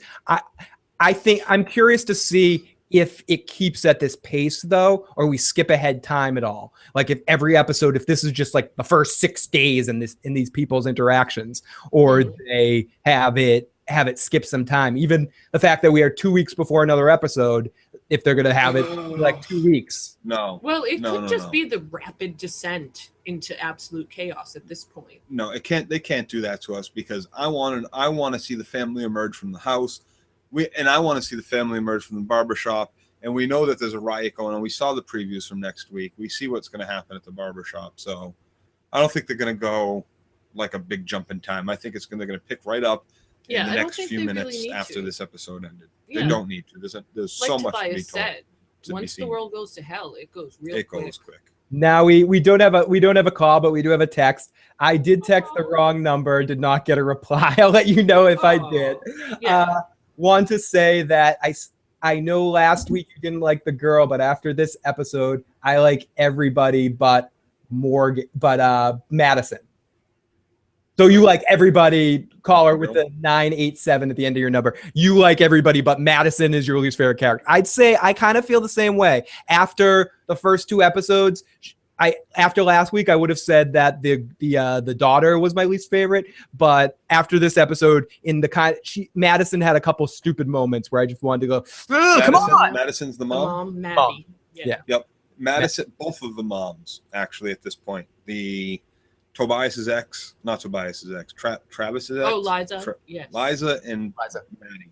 Now, my question is something that Igor just said is be very interesting. A riot, or when we're getting to some big thing, are we going to see a lot of people die at once by the end of the season and see a lot of walkers just at one point just that would be the page out of the Game of Thrones book.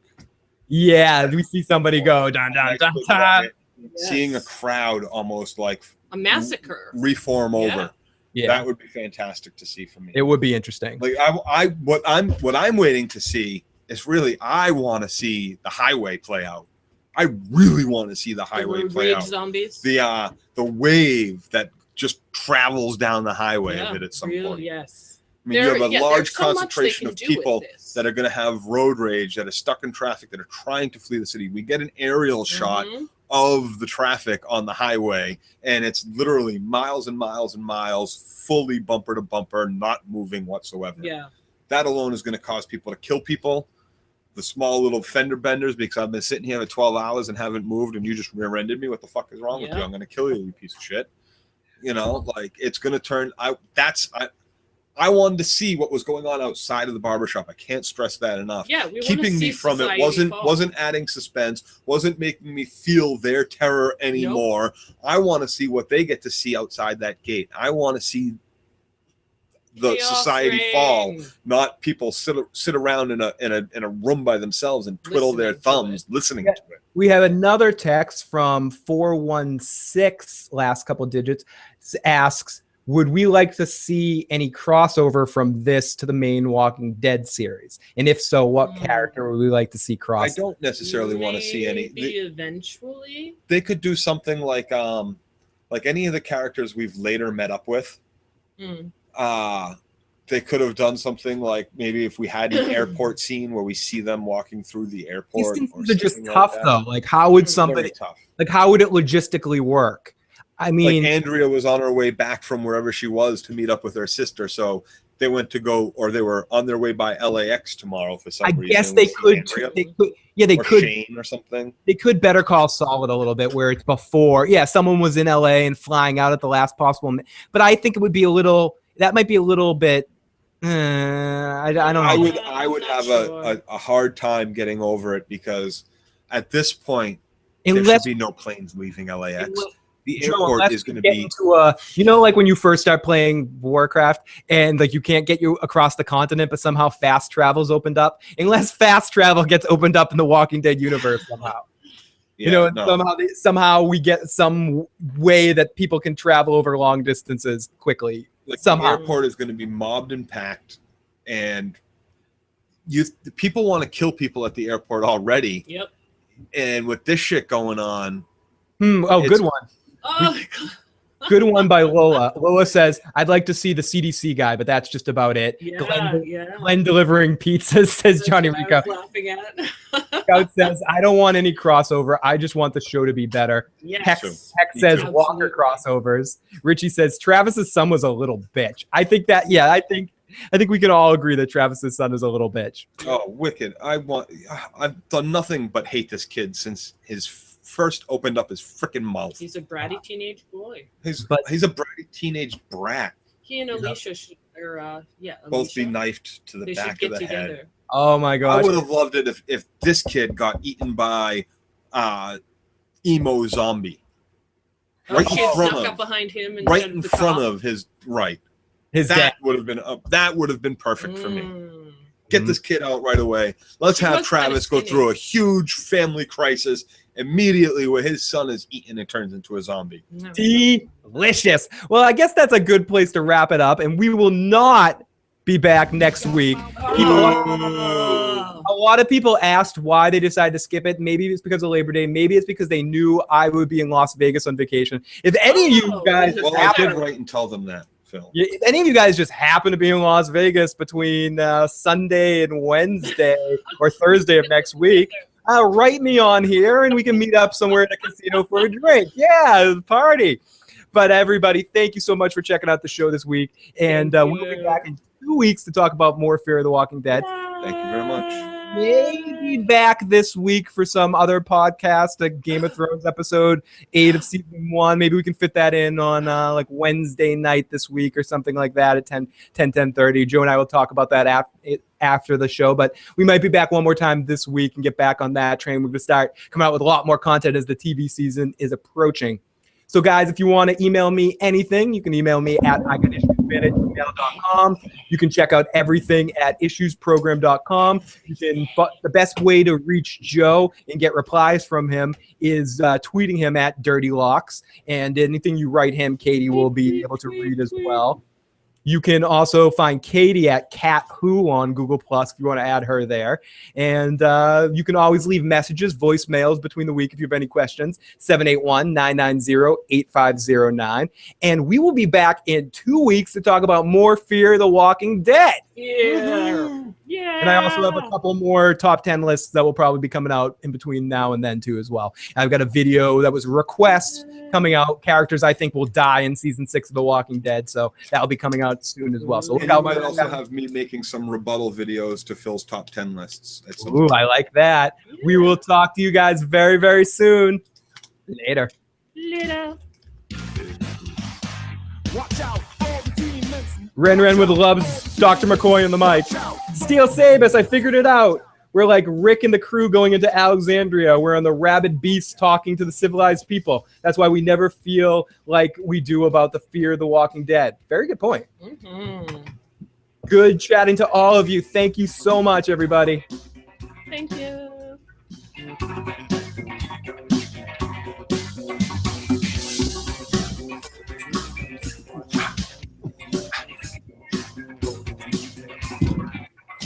I will do my best winning some money for you, Johnny Rico.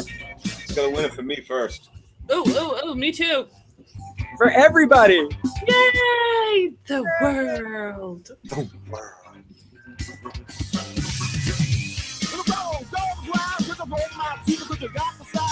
Oh, baby, when you give a fuck, when you're riding on the demons, because the demon is a rapper. Get down on the ground, hear all those demons, hear the sound of the pushing in you. Holy demon, I don't want to live, I don't want to breathe, I don't want to give.